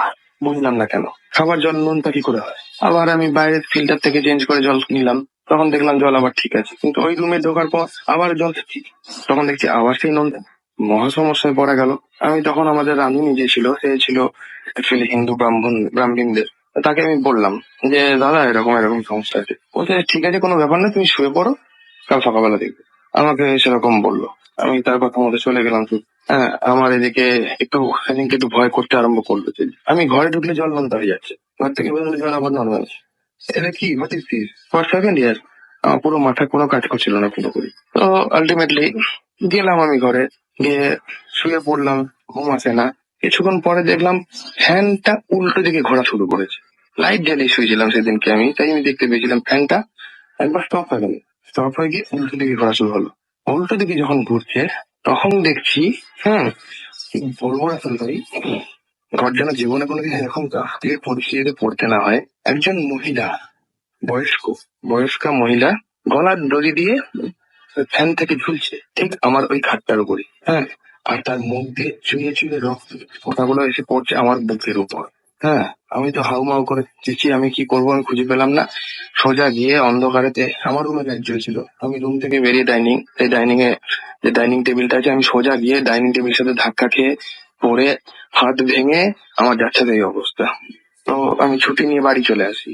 বাড়িতে এসে কোনো প্রবলেম কিছু ফেস করিনি রাসেল ভাই। পরবর্তীকালে ওখানে ফিরে যেতে আমার ভয় করছিল। তারপরে আমি ভাবলাম যে না, ওখানে আর ফিরে যাওয়া সম্ভব না। ওখানে ওই জায়গাতে আর কোনোভাবেই থাকা সম্ভব না। আমি আবার আমাদের ওই কোয়ার্টার দিয়েছিল আমাদের, সেই কোয়ার্টারে আবার আমি ফিরে যাই। অ্যাকচুয়ালি আমি ব্রাহ্মণ না। হুম আমি ব্রাহ্মণ না। তো আমার সব কিছু জানা নাই ওই সমস্ত পরিস্থিতিতে পড়লে কি করা উচিত বা কি করা উচিত না। কিন্তু আর বাদ বাকি যারা ছিলেন তারা সবাই ব্রাহ্মণ, তো তাদের কাছে কিছু প্রবলেম ফেস করতে হয়নি তাদের, কিন্তু আমাকে অনেক কিছু প্রবলেম ফেস করতে হয়েছিল। তারপর আমি ফিরে যাই। ফিরে গিয়ে আমি ওখানে তার আমার আরেক কলিগকে ব্যাপারটা আমি জানাই। সে খুব বিশ্বস্ত, আমার সঙ্গে খুব ভালো বন্ধুত্বপূর্ণ ব্যবহারটা। তো তাকে আমি জানাই। তো সে বলে যে ওই বাড়িটি মিস্টার মোসেসের বাড়িতে মিস্টার মোসেসের ওয়াইফ জাস্ট 1 বছর হলো গলায় দড়ি দিয়ে এরকম ভাবে, তিনি একটুখানি মাথার রোগেতে ভুগছিলেন আর কি, একটুখানি হালকা, মানে কি বলবো, ওটা সাইকো পেশেন্ট ছিলেন তিনি। তো একদিন মিস্টার মোসেস বাড়িতে ছিলেন না, তিনি কোনো একটা কারণবশত, আমি সঠিক করে জানিও না কি কারণ, তিনিও বলতে পারেননি, গলায় দড়ি দিয়ে সুইসাইড করেন। তারপরে সে গলায় দড়ি দিয়ে সুইসাইড করেন বলে, তারা যেহেতু খ্রিস্টান ছিলেন, তা খ্রিস্টানের সব কবরেতে না, খ্রিস্টানদের কবরে একটা ব্যাপার থাকে। তো সব কবরে সুইসাইড করা লাশ নেয় না। যে কবরে সুইসাইড করা লাশ নেয় না, সেই কবরের লাশ আপনার কোনো না কোনো উপায়ে বাইরে বেরিয়ে চলে আসবে কবর দেওয়ার পর। আমি ওই মিস্টার নন্দার কাছ থেকে শুনি, সেটা আমার friend। তো কোনো না কোনো ভাবে বাইরে বেরিয়ে চলে আসবে, হয় কুত্তায় বা শিয়ালে। কেউ না কেউ ঘুরে বার করে দেবে, বা কোনো না কোনো ভাবে, কোনো না কোনো উপায়ে, কোনো না কোনো, তাছাড়াও কোনো দ্বিতীয় উপায়ে বা ভৌতিক কোনো পদ্ধতিতে সে বাইরে বেরিয়ে চলে আসবে। এই মিসেস মোসেসেরও লাস্ট ঠিক একই ঘটনা ঘটেছিল। তার লাশ বারবার বাইরে বেরিয়ে চলে আসতো। 3বার একই ঘটনা ঘটার পর ওই গোরস্থানের মানে পাদ্রী, তিনি বলেন যে এই পাপির লাশ আছে, এই পাপির লাশকে এই গোরস্থানেতে, পবিত্র গোরস্থানেতে কবর দেওয়া যাবে না, তো একে অন্য কোথাও নিয়ে গিয়ে কবর দেওয়া হোক। তো সেই জন্য মিস্টার মোসেস তার বাড়িতেই তাকে কবর দিয়েছিলেন, এবং তিনি নিজেও সেই বাড়িটা ব্যবহার করতে পারতেন না তারপর থেকে, যার জন্য তিনি ভাড়া দিয়েছিলেন।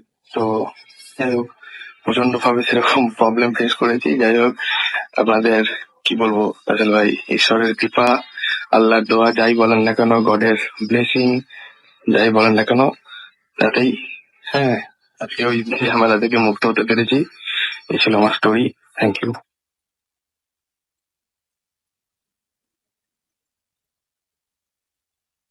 শুনছিলাম একটা অডিও ক্লিপ এবং আশা করছি আপনাদের ভালো লেগেছে। ফেসবুকের কিছু SMS পড়তে চাই, মানে কিছু কমেন্ট পড়তে চাই। আমি দেখতে পাচ্ছি প্রথমেই যে কমেন্টে লিখেছেন আলভি HQ, ভূত, হা হা হা।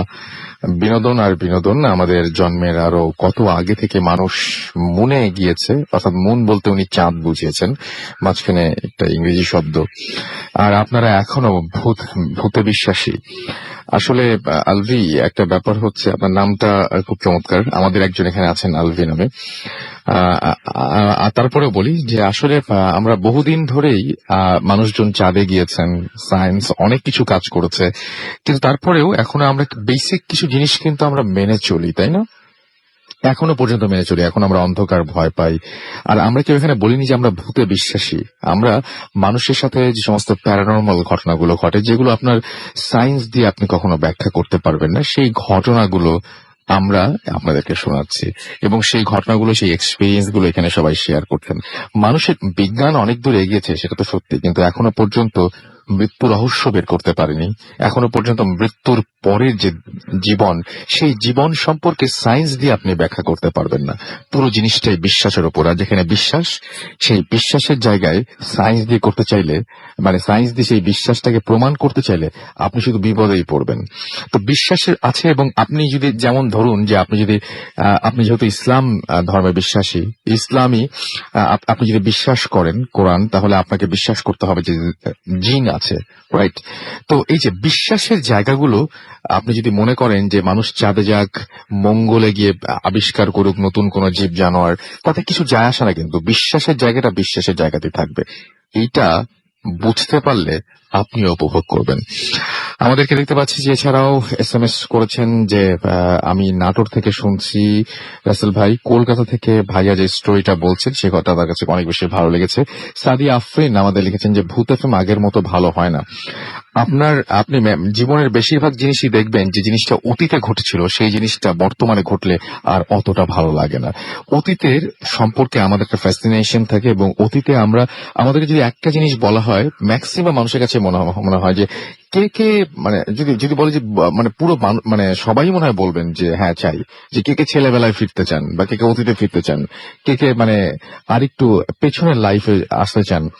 আমরা মনে হয় সবাই চাইবো, মানে সেই পুরনো সময়ের অনেক খারাপ কিছু পরবর্তীতে আমাদের কাছে বেশ, আমরা মনে করি আমরা বেশ রোমান্টিক হয়ে যাই, মনে হয় যে ওই দিনগুলো কত সুন্দর ছিল। পুরনো দিন সবসময় বেশ রঙিন লাগে, এবং ম্যাক্সিমাম মানুষই আমরা অতীতমুখী, ভবিষ্যৎমুখী মানুষ খুব কম পাওয়া যায়। তো অতীতে যেটা আপনি শুনেছেন সেটার সাথে বর্তমানকে যদি আপনি মেলাতে চান, তাহলে অবশ্যই অতীত সবসময় বেশি নম্বর পাবে। এটা খুব সাধারণ একটা ব্যাপার। রাজীব আমাদের SMS করেছেন, তাই বলে বলছেন যে আমরা প্রতিরোধ নিতে চেষ্টা করছি, কিন্তু আপনি কম্পেয়ার করে দেখবেন যে ঘটনাগুলো আসলেই যে ঘটনাগুলো হচ্ছে, সেই ঘটনার সাথে আগের ঘটনা, আগের এরকম অনেক অনেক অনেক অনেক অনেক এপিসোড আছে। আমি আসলে যেদিন থেকে ভূত FM শুরু করেছি, তার পরের দিন থেকে শুনতে হয়েছে আমাকে যে গতদিনের এপিসোডটা বেশি ভালো ছিল। তো এটা অভ্যাস হয়ে গেছে। আমাদেরকে এছাড়াও দেখতে পাচ্ছি SK রাব্বি SMS করেছেন, এবং তিনি লাইট অফ করে ভূত FM শুনছেন। আমাদেরকে লিখেছেন এছাড়াও দেখতে পাচ্ছি ফারহান সাদি, অনেকদিন পর তিনি জয়েন করলেন, ওয়েলকাম ব্যাক। এছাড়াও অদ্ভুত রিমন আমাদের লিখেছেন যে I am the biggest fan of, মানে ভূত FM এর কথা বলছেন তিনি আর কি। দুরন্ত তানজিল আমাদের সাথে আছেন, আমাদের সাথে রয়েছেন আব্দুল্লাহ মাসুম। এছাড়াও সিম্পল বয় আমাদের সাথে আছেন, এবং তিনি বলছেন যে তার সাথে একটা সত্য ঘটনা রয়েছে। আপনি কি ইমেল অ্যাড্রেসটা বলবেন? ইমেল অ্যাড্রেসটা আপনি যে পেজে লিখছেন সেই পেজেই পেয়ে যেতে পারেন। তারপরে আপনাদের বলে দিচ্ছি ভূত FM@radiofurti.fm, which is BHWTFM@radiofurti.fm। আপনার নাম, ঠিকানা এবং ফোন নাম্বার সহ আপনার জীবনে ঘটে যাওয়া সেরা ঘটনা লিখে পাঠিয়ে দিতে পারেন। সবচেয়ে ভয়ের ঘটনা লিখে পাঠিয়ে দিতে পারেন এখানে, এবং ঘটনা শুরুতে অবশ্যই আপনি উল্লেখ করবেন যে এই ঘটনাটি আপনি স্টুডিওতে এসে শেয়ার করতে চান, নাকি আপনি চান আপনার ঘটনা আমরা পড়ে শোনাই। তাবিব আমাদের SMS করেছেন, ইথান চিটাগং থেকে। মিরাজ আমাদের SMS করেছেন রংপুর কবে আসবেন এটা জানতে চেয়ে। আমি ঠিক এখনো জানি না, ইনশাল্লাহ দেখা হবে। আমাদেরকে এছাড়াও অরিত্রা আমাদের SMS করেছেন আজকের ঘটনাগুলো অনেক বেশি ভালো লাগছে, এবং তিনি উত্তরা ঢাকা থেকে আমাদের SMS করেছেন। এছাড়াও দেখতে পাচ্ছি যে আমাদেরকে SMS করেছেন হামিম, পলাশ, এবং এছাড়া আমাদের SMS করেছেন আরো অনেকেই। এখানে দেখতে পাচ্ছি যেমন MD আল মামুন দিনাজপুর থেকে SMS করেছেন, খুলনা থেকে আনোয়ার এবং তার ওয়াইফ আফরিন বলছেন যে নাও উই আর নড়াইল। আচ্ছা, নড়াইলে আছেন আপনারা, ওকে। এবং এছাড়াও দেখতে পাচ্ছি যে আমাদেরকে SMS করেছেন, দেখতে পাচ্ছি শিশির কণা খুলনা থেকে, এবং আমাদেরকে SMS করেছেন এবং তিনি বলছেন যে আমার তো ধারণা আগের চেয়ে ভূত FM এর ঘটনাগুলো আরো অনেক উন্নত হয়েছে। হ্যাঁ, আমাদের আসলে ব্যাপারটা হচ্ছে ভালো ভালো ঘটনা পেতে পেতে মোটামুটি প্রথমে তো একটু একটা মাছ চাচ্ছে একজন রাস্তার পাশে দাঁড়িয়ে, এই ঘটনা শুনে আমাদের ভয় লাগতো। এখন ওই টাইপের ঘটনাগুলো বাদ দিয়ে আরো ভয়ঙ্কর ঘটনা বেশি খুঁজতে হয়, যে এর চাইতে ভালো প্রতিদিন চ্যালেঞ্জ বেড়ে যায়। আমরা চেষ্টা করি কতটুকু পারি সেটা আপনারা বলবেন, বাট চেষ্টা করে যাই। আমি চলে যাই আমাদের পরবর্তী অতিথির কাছে, এবং আপনি আপনার নামটা আমাকে একটু প্লিজ বলতে হবে, এবং তারপরে বলবেন যে আপনি কোথা থেকে এসেছেন। একটু কাইন্ডলি বলেন, আপনার নামটা বলেন। এক সেকেন্ড, আরেকবার বলতে হবে। থ্যাংক ইউ রাসেল ভাই। আমার নাম মোহাম্মদ সোহেল রানা। জি। আমি মিরপুর থেকে এসেছি। আমার দেশের বাড়ি দিনাজপুর। শুনি আপনার ঘটনা। তো এট ফার্স্ট আমি বলতে চাই আমি একজন মেডিকেল টেকনোলজিস্ট। আচ্ছা, তো সেই হিসাবে আমি গাজীপুরে একটি প্রাইভেট ডায়াগনস্টিক সেন্টারে, নাম বলবেন না কিন্তু? হ্যাঁ নাম বলতেছি না, জি, আমি একটি প্রাইভেট ডায়াগনস্টিক সেন্টারে জব করতাম আর কি। জি। তো সেখানে আমি চাকরি করার সূত্রে আমি সেখানেই থাকতাম একটি আর কি ডায়াগনস্টিকের ভিতরেই একটি ছোট্ট রুমে আর কি আমাকে থাকতে দেওয়া হতো। জি, তো আমি রুমের একটু বর্ণনা দেই। আমার রুমটা এমন জায়গায় ছিল যে সদর হসপিটালের মর্গ, যেখানে আর কি পোস্টমর্টম করা হয়। তো সেই মর্গ থেকে আমার শোয়ার রুমের দূরত্ব 14 থেকে 15 হাত। আচ্ছা, অর্থাৎ আমার জানালা খুললেই মর্গের জানালা দেখা যায়, এবং মাঝে মাঝে আমি গন্ধও পেতাম। তো যাই হোক, ঘটনা সেদিকে না। একদিন শুক্রবার আমাদের অন্যান্য স্টাফরা ছুটিতে থাকেন, আর আমি সেখানেই থাকতাম। এর জন্য আমি ওখানেই সবসময় থাকি, এবং পাশের ফ্ল্যাটে থাকতো আমার মালিক আর কি, ফ্যামিলি নিয়েই থাকতো। তো যাই হোক, শুক্রবার জুমার নামাজের ঠিক আগ মুহূর্তে আমার মালিক আমাকে চাবি দিয়ে বলল যে আমি নামাজে যাচ্ছি, আপনি কিছুক্ষণ পর গেটে তালা মেরে নামাজে চলে আসবেন। আমি বললাম ঠিক আছে। তো আমি নামাজের জন্য রেডি হচ্ছি, এমন সময় আর কি দুজন লোক আসলো এক্স রে করার জন্য। তো বলতেছে আবার একটু ইমার্জেন্সি এক্স রে করা লাগবে। আমি বললাম ভাই একটু বসেন, আমি নামাজ পড়ে আসবো, পরে আর কি এক্স রেটা করবো। তো বলতেছে না, আমার খুব ইমার্জেন্সি দরকার আর কি, ডাক্তার সাহেব দেখবেন আর কি। তো যাই হোক, পেশেন্টের আর্জি তো আমাদেরকে নিতেই হয়। আমি এক্স রেটা নিলাম আর কি। তো রীতিমতো আমি পেশেন্টকে এক্স রে রুমে ঢুকালাম, এক্স রে টেবিলে শোয়ালাম, মেশিন অন করলাম, করে আমি তার এক্স রে করার জন্য প্রস্তুত নিচ্ছিলাম। এক্স রেটা ছিল পায়ের বেসিক্যালি। তো আমি যখন এক্স রে শুরু করব, তখন পেশেন্টটা বলতেছে আপনি কি করেন? আমি বলতেছি যে আমি পায়ের এক্স রে করতেছি। কয় না, আমার পায়ে তো সমস্যা নাই, আমার মাথায় সমস্যা। তো উনি মাথায় আর কি হাত দিয়ে দেখাই দিল যে আমার এখানে প্রচন্ড পেইন হচ্ছে, আমার এখানে এক্স রে করেন। তখন আমি ভাবলাম হয়তো যে আমার দেখার ভুল হয়েছে, আমি ডক্টর প্রেসক্রিপশনটা আবার দেখে নিলাম। তো না, দেখলাম যে না, আমি তো ঠিকই দেখছি, সেখানে পায়ের এক্স রে করাই ছিল। আমি যাই হোক রোগীকে যেভাবেই হোক বুঝিয়ে এক প্রকার জোর করেই আমি আর কি পায়ের এক্স রে করলাম। তো এক্স রে করার পর আমি এক্স রে সম্পর্কে একটু ধারণা দিই। এক্স রে মেশিন থেকে রেডিয়েশন কে কাজে লাগিয়ে হিউম্যান বডি থেকে ইমেজ ক্যাপচার করা হয়, তারপরে এটা কম্পিউটারে ডিসপ্লে করতে হয়। তো আমি যখন এক্স রেটা কম্পিউটারে ডিসপ্লে করলাম, তখন আমি তার ইমেজ পাইলাম না আর কি, এক্স রেটা আসলো না, আসেই নাই, কিচ্ছু আসে নাই। না, কিচ্ছু আসে নাই, শুধু একটা সাদা পেজের মতো চলে আসছে। তো আমি ঘটনাটা বুঝতে পারলাম না। আমি ভাবলাম হয়তো রেডিয়েশন ঠিকভাবে রিলিজ হয় নাই, কারণ রেডিয়েশন ঠিকভাবে রিলিজ না হলে এরকম আসে। ঝামেলা হয়। আচ্ছা, তো আমি আবার রিপিট করতে গেলাম। আমি আবার রিপিট করার আগে আমি মেশিনটা একবার ভালো করে চেক করে নিলাম যে আসলে কোনো ফল্ট আছে কিনা। একটা ফাঁকা এক্সপোজ নিয়ে দেখলাম না, আমার রেডিয়েশন তো ঠিকভাবে রিলিজ হচ্ছে, তারপর ইমেজটা আসলো না কেন। যাই হোক, আমি পেশেন্ট যেহেতু টেবিলে শোয়ানো, আমি আর একটা এক্স রে নিলাম। আর একটা এক্সরে নিয়ে আমি আবার কম্পিউটারে ডিসপ্লে করলাম, কিন্তু আবার ইমেজটা আসলো না। এবং আগের মতোই একদম সেম অবস্থা। সেম আগের মতোই, আমার মাথায় আর কি কাজ করলো না। আমি প্রায় আমার 2 বছরের এক্সপিরিয়েন্স, এটা কেন ঘটতেছে আমি বুঝতেছি না। তো আমি যখন তৃতীয়বার ট্রাই করতে গেলাম, তখন রুগীটা আমাকে মানে বড় বড় চোখ করতেছে এবং অদ্ভুত একটা হাসি দিয়ে বলতেছে, কি আমি বলি নাই যে আমার মাথার সমস্যা, আমার মাথার এক্সরে করেন, আপনি আমার পায়ের এক্সরে করতেছেন। তো যাই হোক, রুগীর সঙ্গে একজন লোক ছিল। আমি বললাম যে ভাই, আমার হয়তো মেশিনের প্রবলেম দিচ্ছে, আপনি পাশে ডায়াগনস্টিক সেন্টারে গিয়ে এক্সরেটা করেন। আচ্ছা। তো সেই মুহূর্তে রুগীরা মানে খুব একটা ধমক দিয়ে বলল যে আমার আগে এখানে মাথার এক্সরে করতে হবে, তারপর আমি এই রুম থেকে বাইর হবো, নতুবা আমি বাইর হব না। তো আমি ভাবলাম যে পেশেন্টরা যখন অসুস্থ হয় তখন এরকম একটু পাগলামি টাইপের হয়ে যায় বা অন্য আচরণ করে। তো তাকে বোঝানোর জন্য আর কি আমি একটা এক্সরে করব। আমি বললাম যে ঠিক আছে, আপনি শুয়ে পড়েন, আমি আপনার মাথার এক্সরে করতেছি। তো আমি রীতিমতো মেশিন অন করে মাথার একটা এক্সরে নিলাম, কোনো অ্যানাটমিক্যাল পজিশন ছাড়াই আর কি, জাস্ট রুগীকে বোঝাবো যে আমি আপনার এক্সরেটা নিয়েছি। তো যাই হোক, আমি নিলাম এবং রুগীকে বললাম যে আপনার এক্সরে হয়ে গেছে, আপনি চলে যান। কিন্তু তার সাথে যে লোক ছিল তাকে বললাম যে আসলে আমার এক্সরেটা হয়নি, আমার মেশিনের প্রবলেম, আপনি পাশের ইয়াতে করে নেন, আমি জাস্ট আপনার রুগীকে বোঝানোর জন্য এটা করলাম। তো রীতিমতো রুগী চলে গেল। আমারও জুমার নামাজের সময় চলে আসতেছে, আমি মেশিন শাটডাউন করে আর কি নামাজে চলে যাব। এই অবস্থায় আমি ভাবলাম যে দেখি তো আসলে 3 নম্বর ইমেজটা যে নিলাম সেটা আসছে কিনা। তো আমি কম্পিউটারে যখন ডিসপ্লে করলাম, আমি একটু দেখে অবাকই হলাম যে তার মাথার এক্সরেটা ফুল ক্লিয়ার চলে আসছে। আচ্ছা। এটা দেখে আমি একটু মানে অবাক হই, এই কারণে যে আমি এট ফার্স্ট যখন আমার মেশিনে পাওয়ার সিলেক্ট করছিলাম তার পায়ের এক্সরে করার জন্য, তো সেই পাওয়ারে যারা এক্সরে করে তারা হয়তো বুঝবেন যে সেই পাওয়ারে মাথার এক্সরেটা সম্ভব না। পায়ের এক্সরে করতে যত পাওয়ারের দরকার হয়, মাথার এক্সরে করতে গেলে তার থেকে 6 থেকে 7 গুণ বেশি পাওয়ারের দরকার হয়। ঠিক আছে, তো তার মাথার এক্সরেটা ক্লিয়ার চলে আসছে। আমি ঘটনাটা বুঝতে পারলাম না, পায়ের এক্সরে নিলাম আসলো না, মাথার এক্সরে ঠিকই চলে আসছে। তো যাই হোক, একটু হলেও ভয় পাইছি। পরে যাই হোক, মেশিন শাটডাউন দিয়ে আমি আর কি নামাজের উদ্দেশ্যে রওনা দিব। গেটে তালা দিয়ে আমি দোতলা থেকে সিঁড়ি বেয়ে নিচে নামলাম। আমি একটা কথা বলে নেই, নিচ থেকে আমি যখন মানে নামাজের উদ্দেশ্যে যাব, তো আমাকে মর্গটা ক্রস করে যাইতে হবে মসজিদে। তো আমি যখন বিল্ডিং থেকে বাইর হলাম, তখন আর কি দোকানপাট সব বন্ধ, জুমার নামাজের দিন সবাই দোকান বন্ধ করে নামাজে চলে গেছে।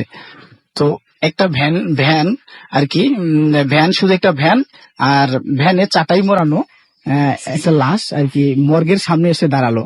আমি দেখেই বুঝতে পারছি ওটা লাশ, কারণ ওখানে প্রতিদিন প্রায় লাশ আসতো আর কি, মর্গ যেহেতু ওখানে লাশ আসতো। তো শীতকাল তো আমি একটু রোদ পাইলাম, একটু দাঁড়াইলাম, আর একটু উৎসাহ জাগলো যে আমি লাশটা দেখবো। তো যখন চাটাই বোনানো ছিল, তো যখন মর্গের লোকজন এসে লাশটাকে নামাবে, ঠিক সেই মুহূর্তে তার মুখের যে চাটাইটা সেটা সরে গেছে।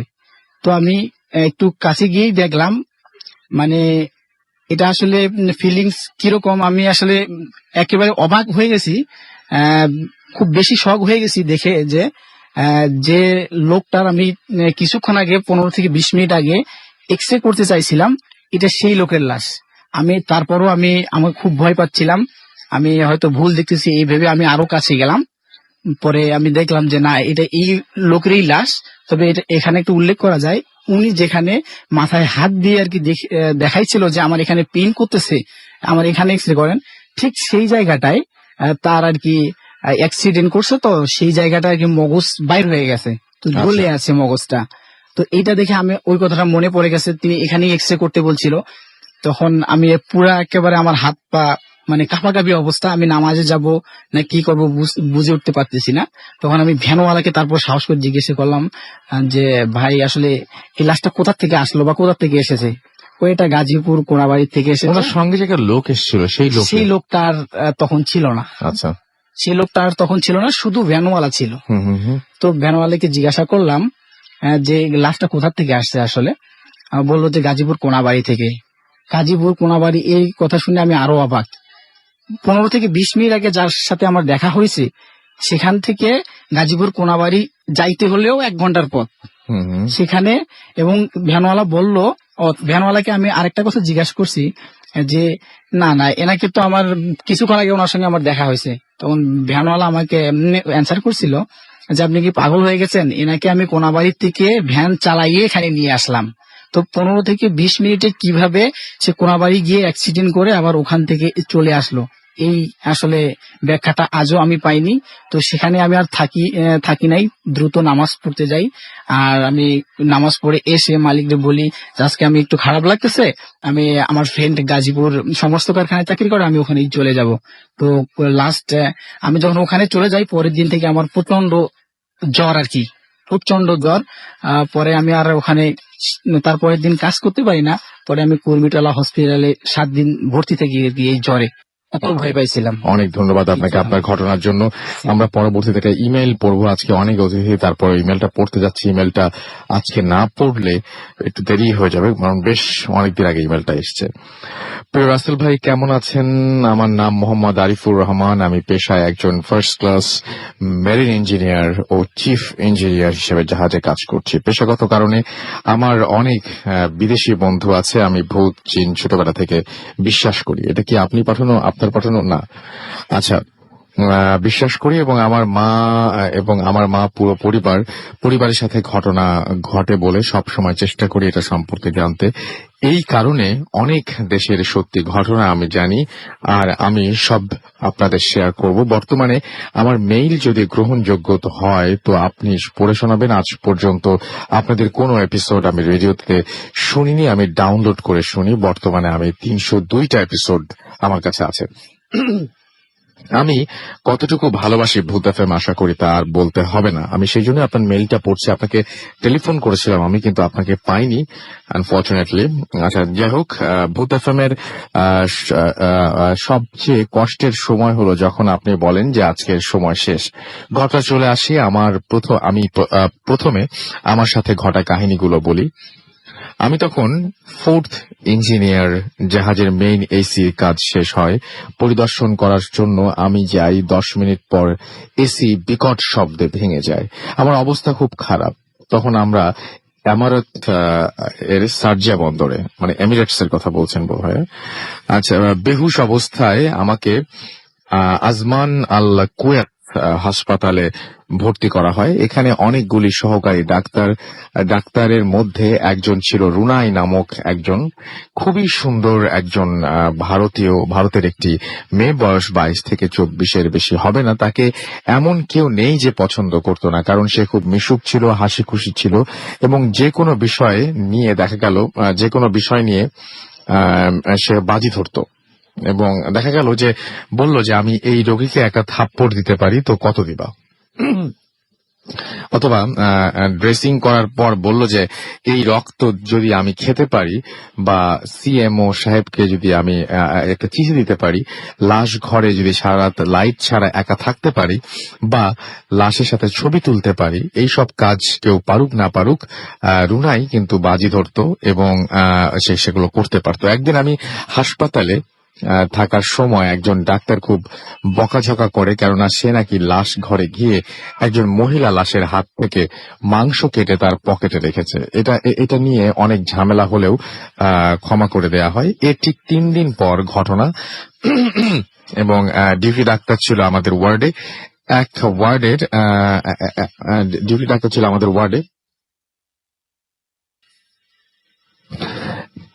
এবং এক ওয়ার্ডে এবং 6 জন করে রোগী থাকতো। বাসবার কাশি হচ্ছে, এই জন্য ঝামেলা হচ্ছে। যাই হোক, এক ওয়ার্ডে এবং 6 জন করে রোগী থাকতো। মিশরের একজন লোক বিল্ডিং এ কাজ করার সময় পড়ে যায় এবং তার 2টি পা ভেঙে যায়।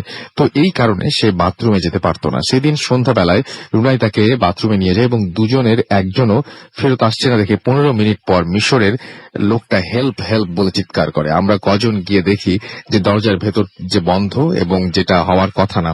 আমরা দুর্ঘটনায় বাম হাতের একটা আঙুল আর মাথার পেছনে ভাঙে। তো আমার দুর্ঘটনার বাম হাতের একটা আঙুল আর মাথার পেছনে ভাঙে। তো আমি একটা বালিশের ওপর দাঁড়িয়ে দেখি এবং যা দেখি সেটা আমি দেখে আমি পড়ে যাই। আমি একদম শক্ত খাই, দেখি যে এটা কি দেখলাম। এর মিনিট খানেক পরে শক খাই, ততক্ষণে আশেপাশে অনেক লোক জড়ো। আচ্ছা, আমি ঠিক বুঝতে পারছি না, লেখাটা মনে হয় কি কিছু একটা জায়গায় মিস করে ফেলেছি। আচ্ছা, তিনি যেটা বলছেন যে আমার দুর্ঘটনায় বাম হাতের আঙুল মাথার পিছনের কিছুটা অংশ ভেঙে যায়। তো আমি একটা বালতির ওপর দাঁড়িয়ে ভেতরে দেখি, এবং যা দেখি তা দেখে আমি পড়ে যাই, এবং আমি একদম শকড যে কি দেখলাম। এর মিনিট খানেক পরে হেল্প হেল্প বলে চিৎকার শুরু করি, এবং মিশরের একটা লোক চিৎকার করেই যাচ্ছে। ততক্ষণে আশেপাশে অনেক লোক জড়ো হয়ে গেছে। হাসপাতালের নিরাপত্তা কর্মীরা আসে 6 জন, এবং তারা দরজা ভেঙে 50 জনের মতো মানুষ সবাই যা দেখে আমিও দেখি। রুনাই ওই মিশরের লোকটাকে এক হাত দিয়ে শূন্যের ওপর ধরে রেখেছে এবং আর এক হাত দিয়ে খামচে খামচে তার গায়ের মাংস খাচ্ছে আর আমাদেরকে হুঙ্কার দিচ্ছে। এরপর আর কোনো উপায় না দেখে একজন নিরাপত্তা কর্মী সরাসরি তাকে 5টা গুলি করে, এবং এরপর সেই মেয়ে রুনাই মেঝেতে পড়ে যায় এবং এর সাথে সাথে মারা যায়, এবং তার শরীর থেকে যে রক্ত বের হয় তা থেকে বিশ্রী ধরনের একটা দুর্গন্ধ আসছিল। এবং এরপরে ওয়ার্ডে আমরা কেউ থাকতে পারিনি, ভয়ে যদিও কোনো রকমের সমস্যা হয়নি। আমি অন্য হাসপাতালে ভর্তি হই, কেননা আরব দেশে এসব ঘটনার পর কোনো মিলাদ পড়ানো বা ঘর বন্ধ করার কোনো তাবিজ ব্যবহার করে না। এই ঘটনা 2001 সালের 21 অগস্ট 21/8/2001 সালে ঘটে। আজমান আল কুয়েত হাসপাতালে। আমার নাম তো জানেনি। আমার ওয়ার্ড নাম্বার ছিল হচ্ছে বি এবং সিট নাম্বার ছিল হচ্ছে 8। আমার বাংলাদেশের ফোন নাম্বার দিয়ে দিয়েছেন তিনি। তারপরে বিশ্বাস করবেন কিনা জানি না, তো হাসপাতালে যোগাযোগ করে দেখতে পারেন। তার মানে যে ব্যাপারটা আমার তো পড়তে গিয়ে একটু ঝামেলা হয়েছে, এবং ব্যাপারটা এরকম যে একটা মেয়ে সেই হাসপাতালে ছিল, যে মেয়েটা হঠাৎ করে একদিন একটা পেশেন্ট আসে, যে পেশেন্টটাকে হেল্প করতে নিয়ে গিয়ে কিছুক্ষণ পরে সেই পেশেন্টটার বিপদের কারণ হয়ে যায়, এবং সেই পেশেন্টটার গা থেকে রক্ত ছিঁড়েছে, মাংস ছিঁড়ে ছিঁড়ে খেতে থাকে, এবং একটা পর্যায়ে তাকে গুলি করে মারা হয়, এবং তার রক্ত থেকে ভীষণ রকমের দুর্গন্ধ আসতে থাকে। এবং তিনি নাম বলে দিয়েছেন, হাসপাতালের নামটা হচ্ছে আজমান আল কুয়েতি আর কি, আজমান আল কুয়েতি, এবং তার ওয়ার্ড নাম্বার ছিল বি, সিট নাম্বার 8 বা 4 দুটোর একটা হতে পারে। বাংলায় লেখা, কিন্তু আবার মাঝে মাঝে ইংলিশেও লেখা আছে। এবং তিনি তার নাম বলেছেন মোহাম্মদ আরিফুর রহমান, এবং তিনি ফার্স্ট ক্লাস মেরিন ইঞ্জিনিয়ার। এই ছিল ঘটনা। আমরা চলে যাব আমাদের পরবর্তী অতিথির কাছে। আপনার নামটা প্লিজ একটু বলবেন, এবং আপনি কোথা থেকে এসেছেন, তারপর আপনার ঘটনা শুনবো। আসসালামু আলাইকুম, আমি মোহাম্মদ শহীদুল ইসলাম, উত্তরা থেকে আসছি। জি, শুনি আপনার ঘটনা। আমার ঘটনাটা হচ্ছে 2007 সালের। তখন আমি ক্লাস 10-এ পড়ি। ঘটনাটা হচ্ছে আমার ছোট বোনকে নিয়ে। ছোট বোন বলতে আমার ইমিডিয়েট বড়, ছোট আপু বলে ডাকি। তো আমার বাবা মারা যায় 1998 সালে। তো তারপর থেকে আমার আম্মু আর বড় ভাই আমাকে খুব কষ্ট করে আমাদের মানুষ করছে। তো বড় ভাইয়া মেরিনে যোগ দেওয়া হচ্ছে 2003 সালে। আচ্ছা, উনিও মেরিন ইঞ্জিনিয়ার। তো 2003 সালে উনি জয়েন করে। তারপরে 2007 সালে হঠাৎ করে উনি তখন থার্ড অফিসার কিংবা সেকেন্ড অফিসার ছিল। তো হঠাৎ করেই চিরং পোর্টে ওনাদের শিপ আসে। তো সারপ্রাইজ দিবে বলে হঠাৎ করে বাসায় চলে আসে একদিন। তো ভাইয়া এমনিতেই বাবার মতো কাজ করছে, এতদিনের মধ্যে লালন পালন করছে। তো সেটা তো একটা ব্যাপার। আর বড় ভাইয়া আসছে অনেকদিন পরে, সেটা দেখে একদম মহা খুশি সবাই। তো পরের দিন এই খুশিতে আমি আর স্কুলে যাইনি। তো আমার আপুর হচ্ছে ওই গ্রামে হয় কি, এসএসসি পরীক্ষা দেওয়ার, টেস্ট পরীক্ষা দেওয়ার পরে আপনার একটা কোচিং করায়। তো ওর কোচিংটা করাই লাগবে, ও স্কুলে গেছে। তো ওর কোচিং চলে আপনার দুপুর 2টা পর্যন্ত। জি। তো দুপুর 2টার সময় আমরা খেতে বসছিলাম। সেদিন আমরা 3 ভাই বসছি। আর আমাদের বাড়িটার একটু ডিসক্রিপশন দিয়ে নিই। আমাদের ঘরটা হচ্ছে আপনার একদম ছোট একটা ঘর ছিল। তো আমরা খেতে বসতাম হচ্ছে ফ্লোরেই। আর গ্রামে হয় কি, আপনার 2টা দরজা থাকে, সামনে একটা দরজা থাকে, পিছনে একটা দরজা থাকে। জি। আর গ্রামে অধিকাংশ বাড়িতেই ধরেন টিউবওয়েলটা একটু দূরে থাকে, পুকুরের ঘাটটা একটু দূরে থাকে। তো আবার 2টা বেজে গেছে অলরেডি। অলরেডি, তখন আম্মু বলেছে তোরা খেয়ে ফেল, খেতে বস তোরা। তো আমরা ফ্লোরে বসলাম খেতে। তো বড় ভাই হঠাৎ করে বললো যে আমি অনেকদিন পরে গ্রামে আসছি, ছোট ফুটাও আসুক, ও স্কুলে তো 2টা বেজে গেছে, স্কুল থেকে ও চলে আসুক, এখন তো আসার সময় হয়ে গেছে, ও আসুক একসাথে খাবো। তো আমরা বসে বসে গল্প করতেছি, হঠাৎ করে দেখলাম আমার বোন আসছে। তো আমরা বসছি পিছনের রুমে, তো সামনের রুমে ওই টেবিলটা ফুল দেখা যায়।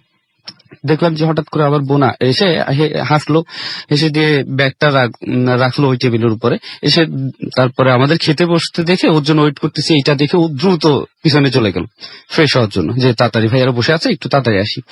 তো চলে গেল, আমরা বসে আছে অনেকক্ষণ, দেখলাম যে 10-15 মিনিট হয়ে গেল, ও আসতেছে না। তা আম্মু বললো যে কিরে তোরা খাওয়া শুরু কর।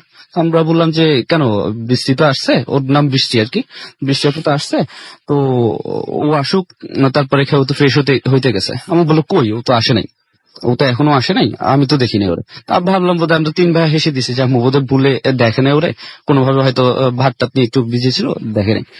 তো আমার বড় ভাই বললো যে দেখতো ও এতক্ষণ লেট করতেছে কেন, টিউবওয়েলে এতক্ষণ লাগার কথা না, একটু দেখে আয়। তো টিউবওয়েলে যাই দেখি ও নাই।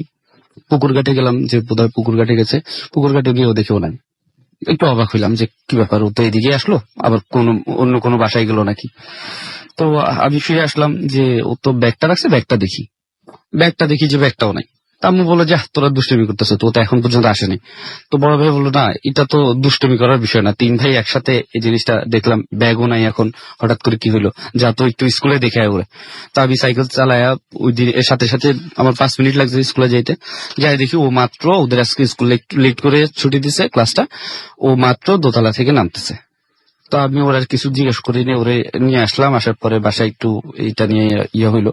তো সেদিন সন্ধ্যাবেলায় খুব বৃষ্টি শুরু হয়েছে, আমরা আমাদের নিয়মিত অভ্যাস হচ্ছে ওই সন্ধ্যার সময় একটু চা খাই আর কি, সবাই মিলে একটু। তো অন্ধকার মধ্যে বসে বসে গ্রামে হারিকেনের আলোতে বসে বসে চা খাচ্ছি, খুব বৃষ্টি বাইরে।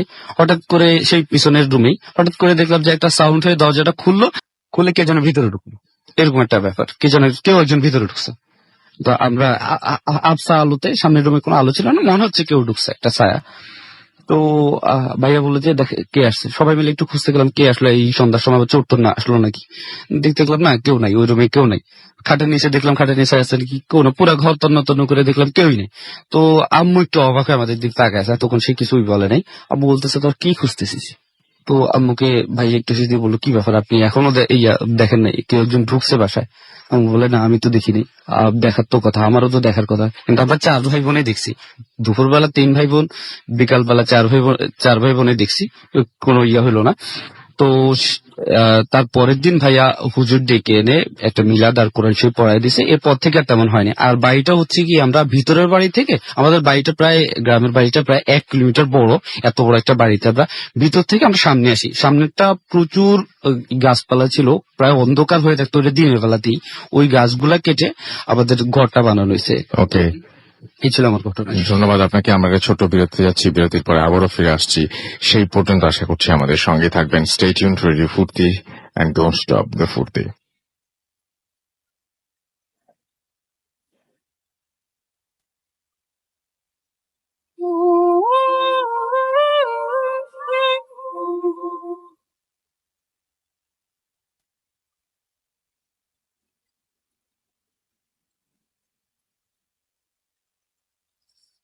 ওয়েলকাম ব্যাক, শুনছেন সবসময় রেডিও ফুর্তি 8.0 FM। আমি রাসেল আছির সাথে, এবং এই মুহূর্তে আরো একবার আপনাদেরকে স্বাগত জানাচ্ছি, এবং সেই সাথে আমাদের সাথে নতুন অতিথি এই মুহূর্তে জয়েন করেছেন। আপনার নামটা প্লিজ একটু বলবেন এবং আপনি জানাবেন যে আপনি কোত্থেকে এসেছেন। আসসালামু আলাইকুম লিসেনার্স, আমি এবিএম এহসানুল হক ঈশান, আমি এসেছি যশোর থেকে। আচ্ছা, শুনি আপনার ঘটনা। ঘটনাটা ঘটে আমার ফুপির বাসায়। আমার ফুপি চিকিৎসার জন্য ইন্ডিয়ায় গিয়েছিলেন। তো সেই সময় আমি আর আমার ফুপাতো ভাই শাওন ভাই ফুপিদের বাসায় স্টে করছিলাম।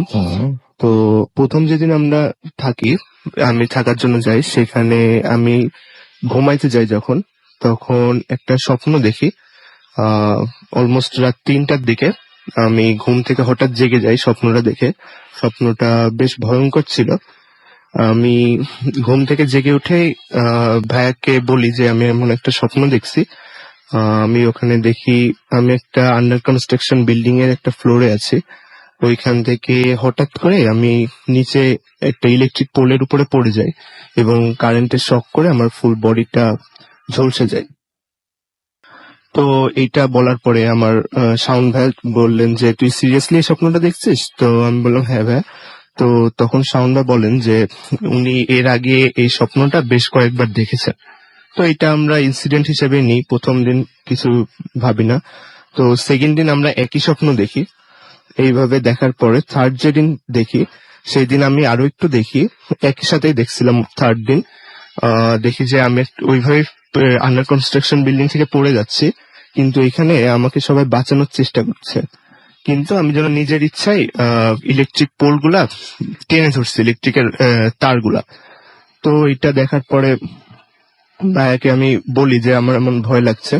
তখন ভাইয়া আমাকে বলেন যে তাদের বাসায় বেশ কিছু অসাধারণ ঘটনা ঘটে, যেমন ড্রয়িং রুমে হঠাৎ করে টিভি চলার আওয়াজ হয়, বা ফ্যানের স্পিড হঠাৎ করে ফুল হয়ে যায় বা কমে যায়।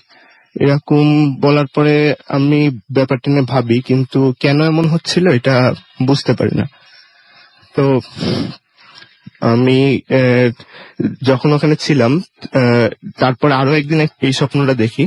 এরপরে একদিন যে ঘটনাটা ঘটে এটাই আমরা বেশি ভয় পেয়ে যাই, যে আমরা যখন ঘুমাচ্ছিলাম হঠাৎ করে একটা গোঙানোর আওয়াজ পাচ্ছিলাম, একটা মধ্যবয়স্ক পুরুষ গোঙাচ্ছিল। তো এটা শুনে আমি ভাইয়াকে বলি যে এমন আওয়াজ কোথা থেকে আসছে। তখন উনি বলেন যে এই আওয়াজটা শুধুমাত্র ভাইয়ার রুমে শোনা যায়, অন্য কোনো রুম থেকে শোনা যায় না। তো এইটা বলার পরে আমি এটা টেস্ট করার জন্য যাই পাশের রুমে। তো দেখি সিরিয়াসলি কোনো আওয়াজ পাওয়া যাচ্ছে না, শুধুমাত্র ভাইয়ের রুমে পাওয়া যাচ্ছে আওয়াজটা। তো এইটাই আমরা বেশ ভয় পেয়ে যাই এবং ওই দিন রাতে ঘুমাতে পারি না। তো আমরা প্ল্যান করি এটা কেন, এই বাসায় কোনো অসাধারণ ঘটনা ঘটে কিনা সেটা জানার একটা প্ল্যান করি।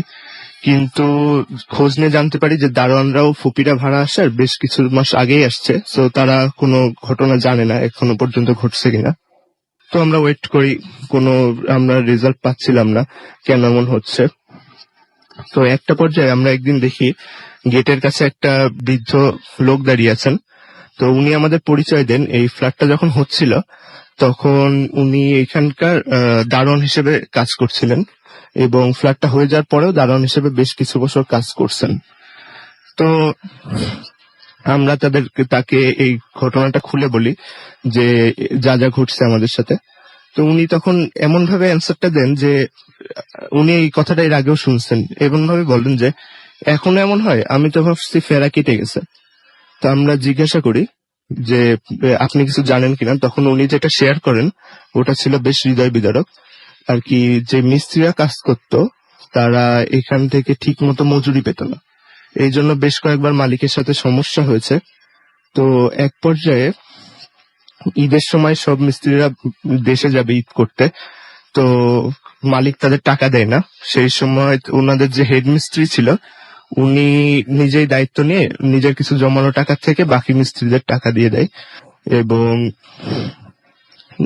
নিজেই গ্রামে যায় না ঈদ করতে আর কি। উনি নিজেই খুব কষ্ট পাচ্ছিলেন যে উনি হেড মিস্ত্রি সব মিস্ত্রিদের নিয়ে আসছেন, এখন ওনার জন্য অন্যরা কষ্ট পাচ্ছে, এই জন্য নিজেই স্যাক্রিফাইস করেন।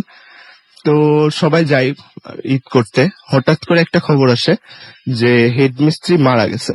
তো এসে দেখে ইলেকট্রিক পোলের সাথে, ইলেকট্রিক একটা কাট আউটের সাথে নিজের বডিটা রয়েছে হেড মিস্ত্রির। তো তিনি তখন সবাই ভাবে হয়তো সাধারণভাবে মারা যেতে পারে বা তিনি সুইসাইডও করতে পারেন। তো এইটা দেখার পর থেকেই, ওই হেড মিস্ত্রি মারা যাওয়ার পর থেকেই ওই বাসায় বিভিন্ন রকম অসাধারণ ঘটনা ঘটে। মিস্ত্রিরা কাজ করতে পারে না, কয়েক মিস্ত্রি পালিয়ে যায়। এরপরে মালিকের যখন বাসা কমপ্লিট হয়ে যায় মালিকের বাসায় বেশ কিছু অসাধারণ ঘটনা ঘটে। এর কিছুদিনের ভিতরে মালিকের ছেলে আর কি স্বপ্নে ভয় পেত, ব্যথা পেত, এমন ঘটনা ঘটছে যেটা বলে। তারপরে আর কি মালিকের ছেলেটা ঠিক একইভাবে ওই হেডমিস্ত্রির মতোই কারেন্টের কাট আউটে হাত দিয়ে সুইসাইড করে। তো এইটা জানার পরে আমরা একটু ভীত হয়ে পড়ি আর কি।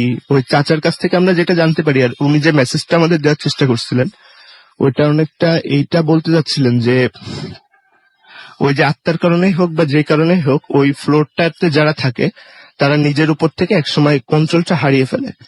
তো এটা শুনে আমরা খুব ভয় পেয়ে যাই, কারণ মালিকের ছেলের যে ঘটনাগুলো ঘটেছিল সেইগুলোর প্রায় প্রথম দিকের ঘটনা প্রায় সবগুলো আমাদের সাথে ঘটছে। তো আমরা ভাবতে থাকি হয়তো আমাদের সাথেও এরকম কিছু হবে যে আমরা কন্ট্রোল হারিয়ে ফেলবো। তো আমরা তখনই ওই বাসা থেকে চলে আসি, ফুপির আসা পর্যন্ত আমাদের বাসায় থাকি। পরে ফুপির আসলে বলে আমরা ফুপি ওই বাসা চেঞ্জ করে। তো রাসেল ভাই এই ছিল আমার ঘটনা। অনেক ধন্যবাদ আপনাকে আপনার ঘটনার জন্য। আমরা হাতে একেবারেই সময় কম, আমরা যাব আমাদের পরবর্তী অতিথির কাছে, এবং আপনার নামটা প্লিজ একটু বলবেন, তারপরে আমরা আপনার ঘটনা শুনবো। থ্যাংক ইউ রাসেল ভাই। থ্যাংক ইউ রাসেল ভাই। লিসনার্স, আমি মৃন্ময়, মিরপুর 1 ঢাকা থেকে। জি। রাসেল ভাই, আমি সরাসরি আমার ঘটনায় চলে যাচ্ছি। ঘটনাটা ঘটেছে গত বছর মালয়েশিয়াতে। আমি সেগি ইউনিভার্সিটি মালয়েশিয়াতে পড়ালেখা করতে যাই। যেহেতু ওখানে আমি নতুন এবং আমার পরিচিত কেউ ছিল না, তাই ভার্সিটির কয়েকটা বড় ভাইয়ের সাথে একটা অ্যাপার্টমেন্ট উঠে যাই। সো বলে রাখা ভালো রাসেল ভাই, আমাকে আমার বড় ভাইরা বলেছিল আগে যে বাসাটা একটু হন্টেড।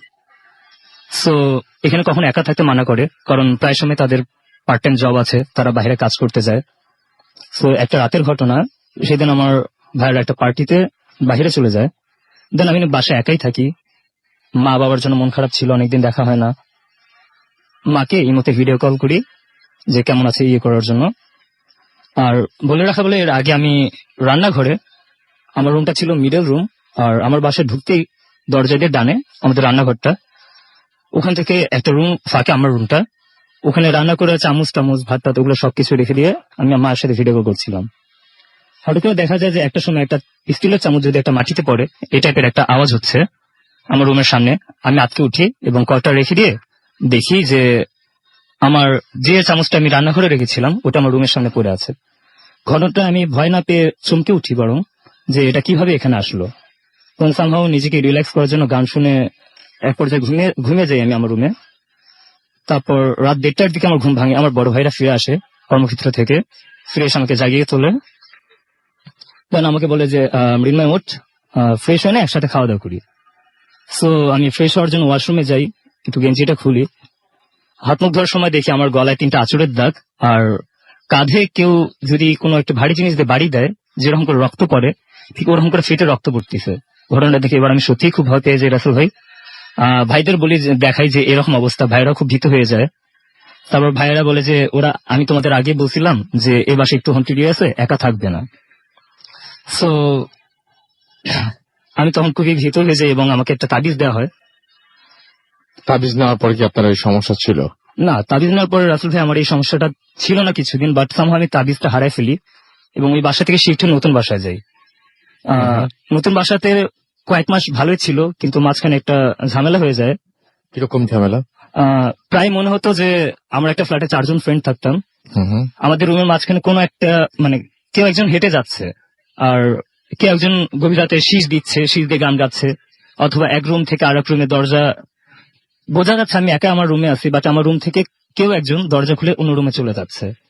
মাঝে মাঝে ওয়াশরুমে কেউ একজন শাওয়ার নিচ্ছে, পানির শব্দ পাওয়া যেত। একদিনকার ঘটনা আছে যেটা আমি খুবই ভয় পাই। সেটা আমি বিছানায় বসে ল্যাপটপে ফেসবুকিং করছিলাম। এমন সময় আমি একটা মেয়ের সাথে জানি না কেমন করে গল্প বলতে থাকি। হঠাৎ করে একটা টাইমে আমার মনে পড়ে যে আমি কার সাথে গল্প বলতেছি, কারণ আমরা সবাই ব্যাচেলর ছিলাম আর সব ছেলেরা ছিলাম, এখানে কোনো মেয়ে ছিল না। ঘটনাটা করে আমি খুবই ভীত হয়ে যাই এবং খুবই আমার জ্বর আসে ঘটনার। ওকে, অনেক ধন্যবাদ আপনাকে আপনার ঘটনার জন্য। আমরা SMS কিছু পড়বো এবং কিছু ফেসবুকের কমেন্টও পড়বো, কিন্তু তার আগে আমাদের একটা ছোট্ট বিরতি নিয়ে আসতে হবে এবং বিরতির পরে আবারও ফিরে আসবো। সেই পর্যন্ত আমাদের সঙ্গে থাকুন। স্টে টিউনড টু রেডিও ফুর্তি এন্ড ডোন্ট স্টপ দ্য ফুর্তি FM. The night comes alive with Grameenphone.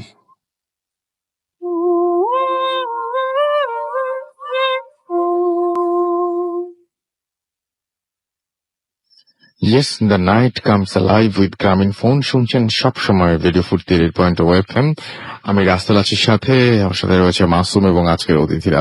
এবং আমি দেখতে পাচ্ছি ফিরোজ আমাদের ওয়াপদা খুলনা থেকে SMS করেছেন এবং তিনি বলেছেন যে তার কাছে সবগুলো স্টোরি অনেক ভালো লেগেছে। আমাদেরকে পিঞ্জিরা খুলনা থেকে SMS করেছেন, একা শুনছেন FM। আমাদেরকে বিশ্বজিৎ লিখেছেন উজিরপুর বরিশাল থেকে, এছাড়াও S A আশরাফুল, আমরা গত সপ্তাহে কিন্তু বরিশাল থেকে করে এসেছি শো। এবং এস এ আশরাফুল আমাদের বলছে যে ভাইয়া ভয় করছে। রূপম মোহাম্মদপুর থেকে লিখেছেন যে রাসেল ভাই আজকের স্টোরিগুলো অনেক স্পেশাল হচ্ছে। এছাড়াও আমাদেরকে দেখতে পাচ্ছি আফরিন টঙ্গী থেকে এসএমএস করছেন, আজকের স্টোরিগুলো ভালো হচ্ছে তিনি জানিয়েছেন। মাহাদি আমাদের এসএমএস করছেন আমাদেরকে। ফারহিন, এছাড়াও তানভীর বরিশাল থেকে এসএমএস করছেন। সৈকত আমাদের এসএমএস করছেন জিসান বরিশাল থেকে। এছাড়াও এসএমএস করছেন শিমুল ঢাকা থেকে। এবং আমাদেরকে তিনি বলছেন আজকে একটা ঐতিহাসিক দিন। হ্যাঁ, আমরা শুরু থেকে সেটা বলে আসছি আমাদেরকে। এছাড়া ওয়াই এ ইমন ময়মনসিং থেকে এসএমএস করেছেন আমাদেরকে। আনলাকি মিজান এসএমএস করেছেন অনলাইন, আচ্ছা বুঝিনি, আপনার লালমনিরহাট থেকে আপনি এসএমএস করেছেন এবং তিনি প্রোগ্রামটা শুনছেন। ওকে, আমাদেরকে এছাড়াও দেখতে পাচ্ছি এস কে আলিফ এসএমএস করেছেন জিহাদ টাঙ্গাইল থেকে। শওকত আমাদের এসএমএস করেছেন, আরো অনেকেই আমাদের এসএমএস করছেন। যদি আপনি এসএমএস করতে চান তাহলে মোবাইলের মেসেজ অপশনে গিয়ে টাইপ করুন ফুর্তি FORTI ফুর্তি, স্পেস দিয়ে লিখুন আপনার নাম, স্পেস দিয়ে আপনার মেসেজ পাঠিয়ে দিন 9840 নাম্বারে। আর আপনি যদি আমাদের ইমেল করতে চান, আমাদের ইমেল অ্যাড্রেস হচ্ছে bhutfm@radiofurti.fm which is BHWTFM@radiofurti.fm। আপনার নাম, ঠিকানা এবং ফোন নাম্বার সহ আপনার জীবনে ঘটে যাওয়া বা আপনার জানা সেরা ঘটনা লিখে পাঠিয়ে দিন আমাদের কাছে। ঘটনার শুরুতে অবশ্যই উল্লেখ করুন যে ঘটনাটি আপনি স্টুডিওতে এসে শেয়ার করতে চান নাকি আপনি চান যে আপনার ঘটনা আমরা পড়ে শোনাই। এছাড়াও আমার যে পেজটা রয়েছে সেই পেজে দেখতে পাচ্ছি আমাদের সাথে রয়েছেন ড্যাজলিং রাফি, এছাড়া আমাদের সাথে রয়েছেন সুমন হোসেন, এছাড়াও পিয়া আমাদের সাথে রয়েছেন। এবং ড্যাজলিং রাফি আমাদের লিখেছেন যে ভূত এফএম তুমি এগিয়ে চলো। আমাদেরকে এছাড়াও আমাদেরকে দেখতে পাচ্ছি মুনিরা আনজুম মুক্তা লিখেছেন, আমাদের এখানে লিখেছেন দেখতে পাচ্ছি নাজমুল হাসান। এছাড়াও দেখতে পাচ্ছি আমাদের এখানে অসমাপ্ত চিরকুট, প্রসেনজিৎ কুমার বিশ্বাস সহ আরো অনেকে এখানে লিখছেন। ফুর্তি যে পেজটা রয়েছে সেখানে লিখছেন হাসান হোসেন, এছাড়াও লিখছেন সোহেল, এছাড়াও লিখছেন আমাদের এখানে দেখতে পাচ্ছি আমি আজব আজব সব নাম পাই, যে নামগুলো আসলে ভূত এফএম পড়লে হাস্যকর লাগবে, এই জন্য অনেক নাম পড়তে পারছি না। এছাড়া আমি দেখতে পাচ্ছি জহিরুল ইসলাম সানি আমাদের এসএমএস করেছেন আরো অনেকেই। তো যাই হোক, আমরা চলে যাব আমাদের পরবর্তী অতিথির কাছে। আপনার নামটা প্লিজ একটু বলবেন, তারপর আপনি কোথা থেকে আসছেন যদি আমাদেরকে জানাতেন। থ্যাংক ইউ রাসেল ভাইয়া। আমি সজীব আহমেদ, আমি আসছি মিরপুর 1 থেকে। তো আমি আজকে যে ঘটনাটা বলবো এটা আসলে আমার একটা হোম টিউটর আসলে আমাকে বলছিল, এটা ওনার বাবার সঙ্গে ঘটে যাওয়া একটি ঘটনা। তো ঘটনাটা যে সময় ঘটছিল ওই সময় আসলে ওনাদের গ্রামে কোনো টিউবওয়েল ছিল না, তো ওনারা সবাই পুকুরে গোসল করতেন। তো রোজ আমার ওই টিচারের বাবা পুকুরে গোসল করতে যাইতেন। তো রীতিমতো সেদিনও তিনি গোসলে গেছিলেন। তো তিনি ছিলেন একজন ভালো সাঁতারু। তো তিনি অনেক সাঁতার দেখাচ্ছিলেন সবাইকে, তো সবাই অনেক মজা পাচ্ছিল, যেমন পুকুরে ডুব দিয়ে এরকম আর কি ইত্যাদি। তো এক সময় উনি পুকুরে ডুব দিয়ে অনেকক্ষণ উপরে ভেসে উঠতেছিলেন না, তো লোকজন সবাই ভাবতেছে যে উনি মজা করতেছেন। তারপর এর কিছুক্ষণ পর যখন ওঠেন না তখন আসলে লোকজন সবাই খোঁজাখুঁজি করে। তো অনেক খোঁজাখুঁজির পর যখন তাকে পাওয়া যায় না, তো রাসেল ভাইয়ের 1-1.5 ঘন্টা পর উনি কোথা থেকে যেন দৌড় দিয়ে বাইরের উঠানে এসে সেন্সলেস হয়ে পড়ে যান। এরপর হুজুরানা হয়, তারপর অনেক দোয়াদৌড়ি করে ফু দিলে ওনার সেন্স ফিরে আসে। তখন ওনাকে জিজ্ঞাসা করা হয় যে ওনার সঙ্গে কি কি হয়েছিল। তো উনি তখন যেটা বলেন সে তা হচ্ছে যে উনি যখন ডুব দিয়ে নিচে যাচ্ছিলেন তখন একটা সুন্দরী পরী এসে তাকে পানির নিচে নিয়ে যেতে যেতে এমন একটা জায়গাতে নিয়ে যায় সেখানে শুধু স্বর্ণের সবকিছু, এবং ওখানে ওনাকে অনেক কিছু খাওয়া হয় আর কি। তো তারপর আর কি ওই পরী তাকে বলে যে সেখানে তাদের কাছে থেকে যেতে। তো তখন তার সেন্স ফিরে আসে যে তিনি আসলে পানির নিচে আসেন। তো তিনি অনেক কথাই বলেন তাকে, এবং লাস্ট পর্যন্ত বলেন যে আসলে আমি তো ভালো কাপড় চোপড় পরে নাই, তো আমি ভালো কাপড় চোপড় পরে আবার আসলে আসবো। তো এরকম বলে আরো অনেক কিছু বলে তারপর ওনাকে উপরে দিয়ে যায়। এর কিছুদিন পরে তিনি মানে অসুস্থ ছিলেন ওই সময়টাতে, তার কিছুদিন পরে তিনি সুস্থ হয়েছেন। তো এই ছিল আমার ঘটনা ভাইয়া। ওকে, আপনাকে অনেক অনেক ধন্যবাদ। আমরা আজকে হাতে আসলে আর সময় নাই, আপনি 2 মিনিটের জন্য আপনি একটু বলতে পারেন ছোট্ট করে একটা ঘটনা। আপনি যেহেতু এসছেন, আমি জাস্ট শুনি আপনার কাছ থেকে। আপনার টিউটর এই ঘটনা বলেছেন, রাইট? খুবই অদ্ভুত ঘটনা। কি তার সাথেই ঘটেছে? তার বাবার সাথে ঘটেছে? বুঝিনি আপনার কথা। আচ্ছা, আমার নাম রাফি, আমিও মিরপুর 1 থেকে। তো আমার সাথে যে ঘটনাটা ঘটেছে এটা অ্যাকচুয়ালি আমার বাসাতেই ঘটা। তো ব্যাপারটা হলো যে আমি সাধারণত রাতে একটু লেট করে ঘুমাই। তো ওই দিন আমি 3:30-4টার দিকে মেবি ঘুমিয়েছিলাম। তো ঘুম থেকে যখন উঠি তখন আমার মনে হচ্ছে যে আমাকে বোবায় ধরেছে, এরকম আমার কাছে লাগতেছিল। তো ব্যাপারটা হলো যে আমি হাত পা নাড়াতে পারছিলাম না। তো অনেক কষ্ট করে আমি ছড়াতে পারছিলাম না। তো একটা টাইমে আমার মনে হচ্ছে আমি ধাপ করে বিছানা থেকে উঠে বসতে পারছি। তো বাট আমার শরীরটা খুব হালকা লাগছিল, কেন আমি বিছানা থেকে নামলাম, বাট আমার শরীরটা খুবই খারাপ লাগছিল, আমি পরিপূর্ণভাবে হাঁটতে পারছিলাম না। তো যাই হোক, তো আমি বিছানা থেকে নেমে আমি চাচ্ছিলাম মার কাছে যাব। তো আমার পাশের রুমটাই ছিল আমার মার রুম। তো আমি মার রুমে ওই টাইমে নর্মালি মা নামাজ টামাজ পড়ে দোয়া দুরুদ পড়ে। তো আমি রুমে গেলাম, রুমে যে অ্যাকচুয়ালি মাকে দেখতে পেলাম না। পরে আমি অ্যাকচুয়ালি মাকে খোঁজার জন্য রান্নাঘরে গেলাম। তো রান্নাঘরে যে দেখি মা রুটি বানাচ্ছে। তো সেটা দেখলাম। তো দেখার পরে আমি মাকে দুবার মা বলে ডাক দিলাম, কিন্তু মা শুনতে পেলো না। তো ডাক দেওয়ার পরে আমি কি হলো জানি না, হঠাৎ করে মনে হলো আমি পড়ে গেলাম, এবং তারপর আমার মনে হলো আমি আবার বিছানা থেকে উঠে বসেছি। তো আমার তখন আমি অ্যাকচুয়ালি বুঝলাম যে যে না, হয়তো আমি স্বপ্ন দেখছি। বাট ব্যাপারটা হলো যে পরে আমি ঠিক সেভাবে নিচে নামলাম। আমার পর দেখি এক্স্যাক্টলি মা রুমে মা নেই, এবং আমি যখন রান্নাঘরে গেলাম দেখলাম এক্স্যাক্টলি ওই পজিশনেই মা রুটিটা বানাচ্ছে। তো আমি মাকে জিজ্ঞেস করলাম, আমি কি এর আগে আসছিলাম? মা বলছে না, আসো নাই। তো অ্যাকচুয়ালি আমি বুঝতে পারলাম না যে অ্যাকচুয়ালি এটা আমার সাথে কি হলো, আমি কি আসলে স্বপ্ন দেখেছি নাকি আমি উঠে গেছিলাম, নাকি মানে কোনো একটা মানে ব্যাপারটা আমি এখনো মানে এটার কোনো ব্যাখ্যা খুঁজে পাইনি। তো এই ছিল আমার ঘটনা। অনেক ধন্যবাদ আপনাকে আপনার ঘটনার জন্য। এবং আমি দেখতে পাচ্ছি আমাদের হাতে সময় অলমোস্ট শেষ, বাট আমাদের আজকে একটা মানে ভূত এফএম এখনো দেখতে পাচ্ছি অনেকেই